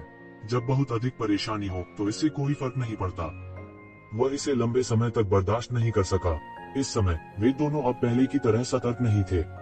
ये जिवेन अब जानबूझकर विनम्र और कम महत्वपूर्ण नहीं थे, और बूढ़ा भिखारी अब सड़क के किनारे एक साधारण भिखारी की तरह नहीं था। जब से वह आपसे मिला है उसकी किस्मत बेहतर हो गई है। बूढ़े भिखारी ने हंसते हुए कहा। ये जिवेन मुस्कुराए और गाओ चेंगे की ओर आगे बढ़ी। गाओ चेंगे यंत्रवत दंडवत करते रहे। अचानक उसे लगा कि उसके सामने एक आकृति प्रकट हुई है। उसने आदतन अपने दिव्य विचार के साथ आकृति को स्कैन किया। अचानक उसे लगा कि वह आकृति समुद्र की तरह विशाल और अथाह है। उन्होंने तुरंत कहा, नमस्कार वरिष्ठ, क्या मैं जान सकता हूँ कि तुमने मुझे क्यों रोका है? चलो पहले उठो। ये जिवेन ने अपना हाथ उठाया और अचानक गाओ चेंगे ने केवल एक अटूट ऊर्जा का समर्थन करते हुए महसूस किया, इतना अधिक कि वह घुटने भी नहीं टेक सके। सीनियर, उसने आश्चर्य से सामने वाले व्यक्ति की ओर देखा। क्या आप मुझे अपना स्वामी मानने को तैयार हैं? ये जिवेन ने गाओ चेंगे को देखा और मुस्कुराते हुए पूछा। गाओ चेंगे एक पल के लिए स्तब्ध रह गए, जैसे वे अचानक दुर्घटनाग्रस्त हो गए हों। ऐसा लगता था कि उसने कभी सोचा भी नहीं था कि कोई वास्तव में उसे शिष्य के रूप में स्वीकार कर लेगा। वह पहले ही सैकड़ों वर्षों के लिए आरोहण कर चुका था। बहुत सी बातें, भले ही वह मूल रूप से नहीं जानता था, अब स्पष्ट थी। यह उस विपत्ति से संबंधित था जिसे उसने तब मारा था। इन वर्षों में मानव संसार और स्वर्ग लोक के बीच संबंध भी और घनिष्ठ हो गए थे, और उसके पास स्वर्ग के क्षेत्र में कोई समर्थन नहीं था। दीर्घायु के दायरे तक और ऊपर चढ़ने तक वह एक रहस्यमयी विरासत पर निर्भर था जिसे उसने उस समय प्राप्त किया था। जब वह मानव संसार में था, दीर्घायु क्षेत्र के एक बिजली घर के रूप में, वह स्वाभाविक रूप से सभी को पार कर गया और पूर्वज बन गया। लेकिन स्वर्ग के दायरे में उसके जैसे बिजली घरों को स्वर्ग के दायरे के निचले हिस्से के रूप में नहीं माना जा सकता था, लेकिन अधिक से अधिक वह सिर्फ एक तथाकथित छोटा दानव था। उसकी कुछ हैसियत थी, लेकिन वास्तव में यह कुछ भी नहीं था। मार्शल संप्रदाय के उप संप्रदाय के नेता का अपमान करते हुए लगभग तुरंत ही स्वर्ग क्षेत्र में सभी बलों ने उसे नीचा दिखाया। स्वर्ग के क्षेत्र में मार्शल संप्रदाय की ताकत पर संदेह करने की कोई आवश्यकता नहीं थी। यह कहा जा सकता था कि वे समूह के नेता थे और किसी ने भी उनकी अवहेलना करने का साहस नहीं किया। इस तरह के एक छोटे से चरित्र के लिए मार्शल संप्रदाय के उप संप्रदाय के नेता का अपमान करना एक नुकसान था, चाहे कोई इसे कैसे भी देखे। यहाँ तक वे खुद भी थोड़े मायूस थे। अभी वह हार मानने की अपनी अनिच्छा पर भरोसा कर रहा था। उसे उम्मीद नहीं थी कि वास्तव में चमत्कार होगा। मेरे पास आपके लिए केवल एक प्रश्न है, क्या आपको उस मैल को मारने का पछतावा है? मुझे इसका अफसोस नहीं है। गाओ चेंगे ने दांत पीसकर दृढ़ता से कहा, अच्छा, हा, यह मेरे स्वाद के अनुरूप है। ये शिवेन जोर से हंस पड़ी। मुझे तुमसे फिर से पूछने दो, क्या तुम मेरे शिष्य बनने को तैयार हो? शिष्य गुरु को सम्मान देता है। गाओ चेंगे ने संकोच नहीं किया और तुरंत घुटने टेक दिए। हालांकि वह एक शिवेन की पृष्ठभूमि नहीं जानता था, फिर भी वह महसूस कर सकता था कि एक शिवेन उससे ज्यादा मजबूत थी, उससे कहीं ज्यादा मजबूत थी। अच्छा, चूंकि आप पहले से ही मेरे शिष्य हैं, तो मैं आपको स्पष्ट कर दूंगा। गुरु स्वर्ग के दायरे से कोई नहीं है और मैं मार्शल संप्रदाय से नहीं हूँ, ये जिवेन ने कहा। गाओ चेंगे की आंखें कुछ हैरान थीं।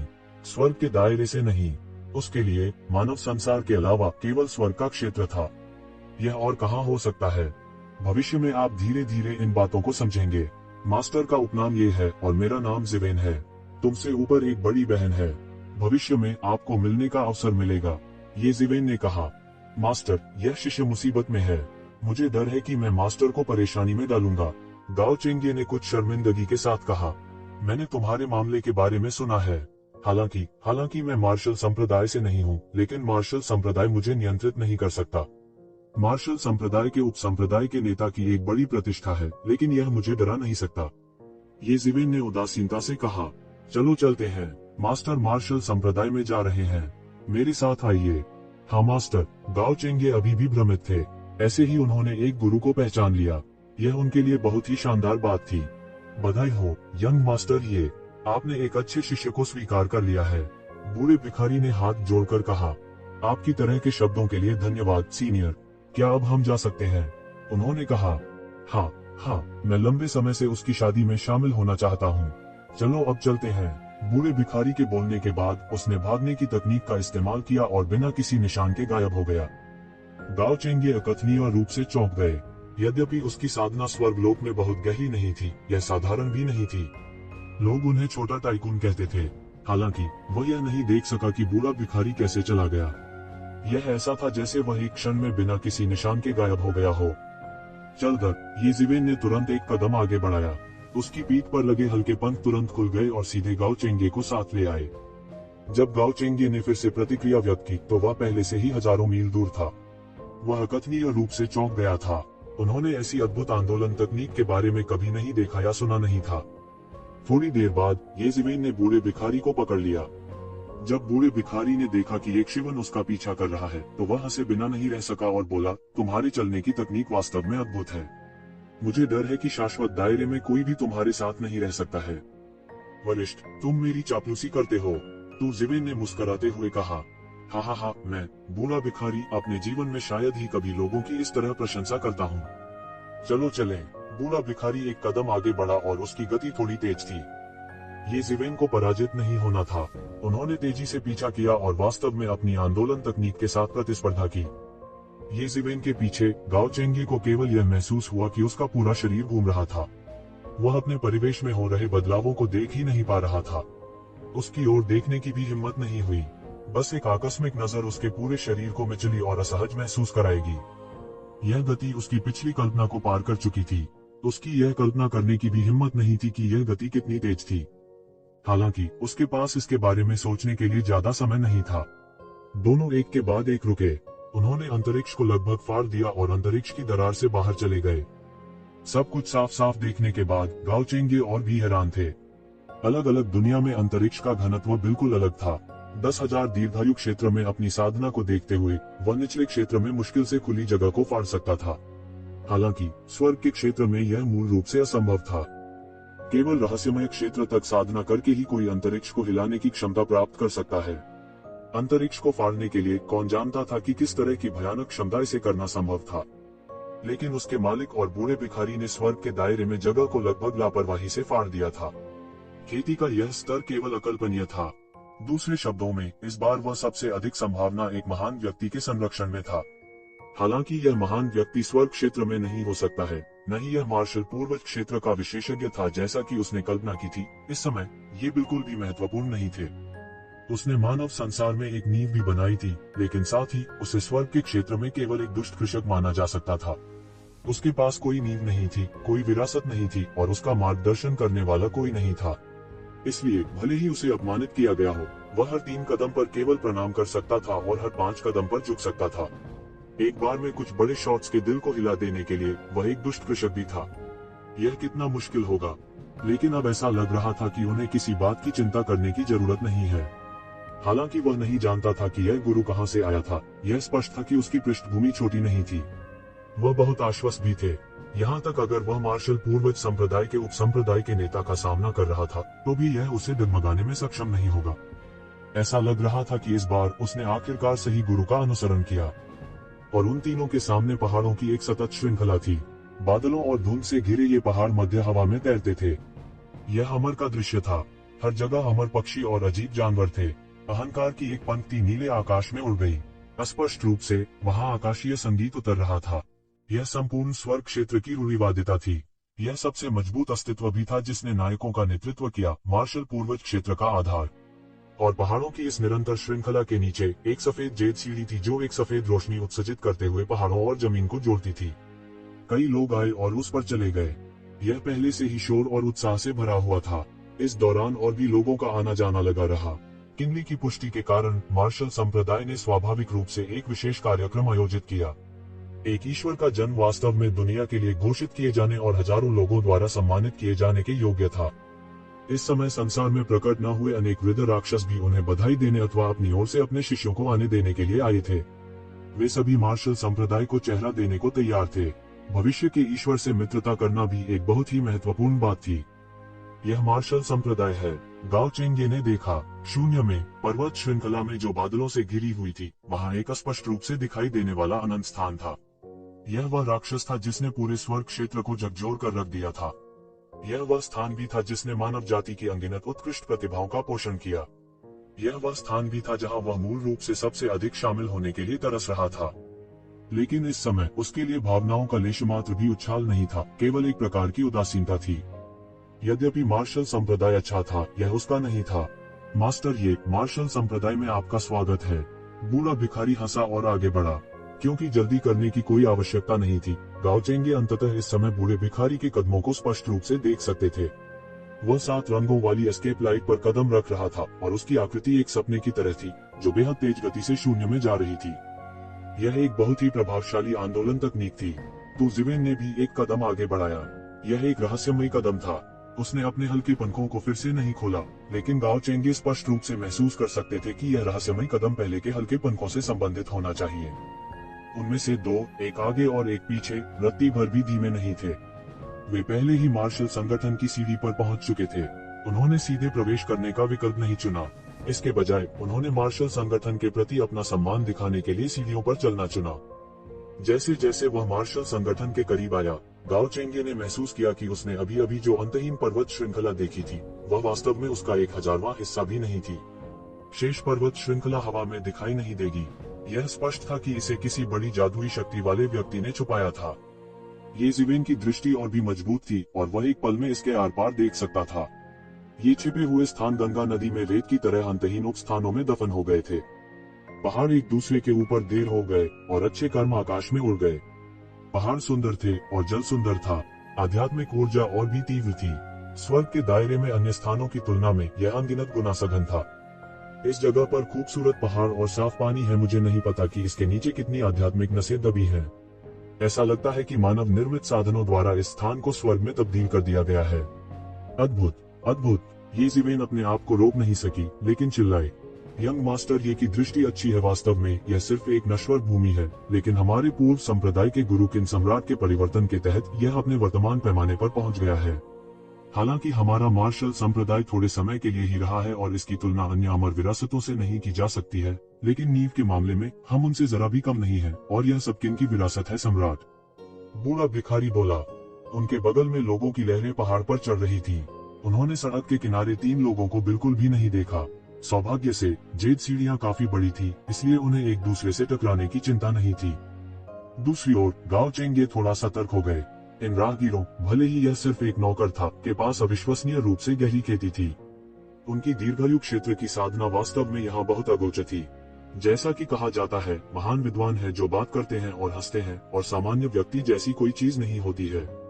मार्शल संप्रदाय जैसे एक रूढ़िवादी मार्शल आर्ट संप्रदाय में आने और जाने में सक्षम होने के लिए कोई कल्पना कर सकता है कि वे सामान्य लोग नहीं होंगे। हालांकि जब उन्होंने अपने सामने पीछे के दृश्य को देखा तो उन्हें तुरंत आत्मविश्वास महसूस हुआ। हालांकि उसकी तुलना मार्शल संप्रदाय से नहीं की जा सकती थी, उसके पास एक गुरु भी था जो बुरा नहीं था। ये जिवेन अपने पीछे गाओ चेंगे की आभा में बदलाव महसूस कर सकती थी और थोड़ा खुश हुए बिना नहीं रह सकी। मार्शल संप्रदाय दुनिया में एक रूढ़िवादी मार्शल आर्ट संप्रदाय था। इतनी बड़ी प्रतिष्ठा के साथ गाओ चेंगे का तो कहना ही क्या, वह खुद भी बहुत उत्सुक थे। जेड शून्य पवित्र भूमि आ गई है, अचानक कोई चिल्लाया। फिर पूरी सीढ़ी पर मौजूद सभी लोग अचानक घबरा गए, मानो वे सभी इस मामले से चौंक गए हों। ये जिवेन ने भी अपना सिर घुमाया और देखा। उसने ताओवादी वस्त्र में एक बूढ़े व्यक्ति और हरे रंग के एक व्यक्ति को सीढ़ियों पर चलते देखा। उन दोनों का गरिमापूर्ण रूप और असाधारण आभा था। मैंने जेड शून्य पवित्र भूमि के पवित्र भगवान के व्यक्तिगत रूप से आने की उम्मीद नहीं की थी। किनली बहुत सम्मानित है, क्या ऐसा नहीं है? हालांकि जेड शून्य पवित्र भूमि और मार्शल संप्रदाय के बीच अतीत में कुछ संघर्ष थे, उन्होंने दानव आक्रमण के दौरान बहुत प्रयास किए। अब मार्शल संप्रदाय के समर्थन से वे और अधिक हो रहे हैं और अधिक समृद्ध। हालांकि वर्तमान पवित्र भगवान वास्तव में शांति बनाने के लिए व्यक्तिगत रूप से आए थे। यह किनली को पर्याप्त चेहरा दे रहा है। ये जिवेन ने मुड़कर देखा और देखा कि सबकी निगाहें ताओवादी चोगे में बूढ़े व्यक्ति पर टिकी थी। यंग मास्टर, ये जेड शून्य पवित्र भूमि भी हमारे स्वर्ग क्षेत्र में एक पुरानी अमर विरासत है। यह बूढ़ा व्यक्ति जेड शून्य पवित्र भूमि का वर्तमान पवित्र भगवान है। उसकी ताकत को कम करके नहीं आंका जा सकता। बूढ़े भिखारी ने एक शिवेन को समझाने के लिए अपनी आवाज भेजी, जैसे कि वह समझ गया था कि एक शिवेन स्वर्ग के क्षेत्र के बारे में बहुत कुछ नहीं जानता है। ये जिवेन ने आभार में सिर हिलाया। वह वास्तव में स्वर्ग क्षेत्र के बारे में बहुत कुछ नहीं जानता था, लेकिन कम से कम वह जानता था कि अमर विरासत कितनी शक्तिशाली थी। देवताओं द्वारा कोई अमर विरासत स्थापित की गई थी। क्योंकि देवता अमर और अमर थे, उन्होंने जिन शक्तियों की स्थापना की उन्हें अन्य लोगों द्वारा अमर विरासत कहा गया। जेड शून्य पवित्र भूमि एक पुरानी अमर विरासत थी। जाहिर है यह एक शक्तिशाली ताकत भी थी। भले ही इसकी तुलना हिडन वैली से नहीं की जा सकती, लेकिन इसे कम करके नहीं आंका जा सकता। इसके अलावा यह बूढ़ा जेड शून्य पवित्र भूमि का वर्तमान पवित्र भगवान था। स्वाभाविक रूप से उनकी ताकत को कम करके नहीं आंका जा सकता था। ये जिवेन ने देखा और देखा कि बूढ़े व्यक्ति की साधना वास्तव में गहरी थी। वह शायद उन्नत अमर स्तर में प्रवेश कर चुका था। कोई आश्चर्य नहीं कि वह एक अमर विरासत की अध्यक्षता कर सकता था। जेड शून्य पवित्र भगवान की ताकत से यह देखा जा सकता है कि जेड शून्य पवित्र भूमि साधारण नहीं थी। अरे, क्या उसके पीछे वाला व्यक्ति जेड शून्य पवित्र भूमि लियू बुफान का नव पदोन्नत पवित्र शिष्य नहीं है? किसी ने आश्चर्य से कहा। हाँ, यह लियू बुफान है। ऐसा कहा जाता है कि लियू बुफान भी नश्वर दुनिया से ऊपर उठे थे। उन्होंने केवल कुछ 100 वर्षों में दिव्य क्षेत्र में साधना की है। वह बेहद प्रतिभाशाली है। ऐसा कहा जाता है कि उन्हें भविष्य में पहला पवित्र शिष्य बनने का मौका मिल सकता है। इस बार जेड वेद पवित्र भूमि उसे ऐसे महत्वपूर्ण समारोह में ले आई। आप सोच सकते हैं कि वह कितना महत्वपूर्ण है। हे यंग मास्टर, ये मैं अभी आपके साथ नहीं जाऊंगा। मुझे किनली को ढूंढना है और उसे तुम्हारे बारे में बताना है। जब ये जिवेन ने अपना सिर फिर से घुमाया तो उसके बगल में बैठा बूढ़ा भिखारी पहले ही गायब हो चुका था। हालांकि इसकी भनक किसी को नहीं लगी। ऐसा लगता है कि केवल जेड शून्य साधु मास्टर ने कुछ महसूस किया था। उसने ये शिवेन को देखा लेकिन कुछ भी नहीं देखा। तभी उसने कुछ शंकाओं के साथ हार मान ली। यह सही है, जाओ चलो चलें, ये जिवेन ने गाओ चेंगे से कहा। अचानक उसने गाओ चेंगे की एक झलक देखी, जो अपनी मुट्ठियां भींच रहे थे और लियू बुफान को घूर रहे थे। उसकी आंखें थोड़ी लाल थीं। ऐसा लगता है कि लियू बुफान ने आखिरकार इस समय गाओ चेंगे के अस्तित्व पर ध्यान दिया। उसके चेहरे पर आश्चर्य का भाव तैर गया। उसे यहाँ गाओ चेंगे को देखने की उम्मीद नहीं थी। अगर उसे ठीक से याद था तो उसे स्पष्ट रूप से याद था कि गाओ चेंगे को अभी भी यहाँ पूरे रास्ते दंडवत करना चाहिए था। उसकी गति से मार्शल संप्रदाय तक पहुंचने में कुछ 100 साल लग सकते हैं। स्वर्ग का क्षेत्र बहुत विशाल था। साधारण लोग अपने जीवन काल में 5 क्षेत्रों में से किसी को भी नहीं छोड़ सकते। क्या यह गाओ चेंगे नहीं है? लियू बुफान ने जेड शून्य पवित्र प्रभु से कुछ शब्द कहे। फिर वह तुरंत ये जिवेन और गाओ चेंगे की ओर बढ़ गया। उनकी आंखों में उत्तेजना का भाव और चेहरे पर व्यंग्य का भाव था। मैंने सुना है कि आप अभी भी केंद्रीय मैदानों में प्रणाम कर रहे थे। आप इतनी जल्दी मार्शल संप्रदाय में कैसे आ गए? ओह, मुझे पता है, आपने धोखा दिया होगा। आप यहाँ उड़ गए होंगे। टीएस आपके लिए मार्शल संप्रदाय में प्रवेश करना मूल रूप से असंभव था। क्या आपको लगता है कि अब आप मार्शल संप्रदाय में प्रवेश कर सकते हैं? क्या मजाक! उद्धरण चिन्ह। लियू बुफान, गाओ चेंगे ने ठंडेपन से कहा, आपके पास अभी भी मेरे सामने आने के लिए चेहरा है। मेरे पास चेहरा क्यों नहीं है गाओ चेंगे, क्या आपको लगता है कि हम अभी भी नश्वर संसार में हैं? उसके बाद मैं तुम्हारे द्वारा दबा दिया गया था, लेकिन अब दीर्घायु क्षेत्र में आपकी साधना के साथ आपको स्वर्ग क्षेत्र में मुझसे लड़ने का क्या अधिकार है? क्या मजाक? लियू बुफान ठिठुर कर हंसे, जैसे उन्हें गाओ चेंगे की बिल्कुल भी परवाह नहीं थी। क्या होगा अगर मैंने गलती से आपको मार डाला? टीएस, यह कितना अफसोस की बात होगी। महान नायक, मैंने उस समय आपको अपना जीवन बख्शने के लिए कहा था, लेकिन आपने क्यों नहीं सुना? हालांकि उसने सभी प्रकार के अपराध किए, फिर भी उसके पास एक शक्तिशाली समर्थन था। वह गरमालू, हम में से कोई भी उसे छूने को तैयार नहीं था। केवल आपने एक महान नायक होने का नाटक किया। नश्वर संसार में आपने बहुत प्रशंसा प्राप्त की है, लेकिन यहाँ स्वर्गीय क्षेत्र में इस स्थान पर आप कुछ भी नहीं है।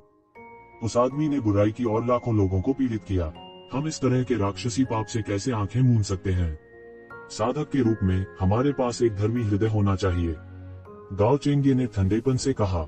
जेंगजी, हा, यह बहुत मजेदार है। आप अभी भी अपने पुराने तरीकों पर जोर दे रहे हैं। मैं वास्तव में नहीं जानता कि किस प्राचीन वस्तु ने आपको सिखाया। अब कौन सा युग है? लियू बुफान उपहास किए बिना नहीं रह सके। केवल ताकत ही राजा है। आपके पुराने तरीके पहले से ही पुराने हैं। अब आपको देखें, तुम सच में घिनौने हो। सैकड़ों साल हो गए हैं और आपकी साधना में जरा भी सुधार नहीं हुआ है। क्या आप अभी भी सोचते हैं कि आप सही हैं? जो सही है वह हमेशा सही रहेगा। यह ताकत के कारण विकृत नहीं होगा। गाओ चेंगे बोलने ही वाले थे कि अचानक एक शिवेन की आवाज आई। मुट्ठी जितनी बड़ी होती है उतना ही सच होता है। यह वाक्य गलत नहीं है। हालांकि आपकी मुट्ठी काफी बड़ी नहीं है, ये शिवेन ने उदासीनता से कहा। हालांकि उनके शब्द एक एपिग्राम की तरह थे जो सीधे लियू बुफान के दिल पर चोट करते थे, जिससे उन्हें अपनी रीढ़ की हड्डी में ठंडक महसूस हुई।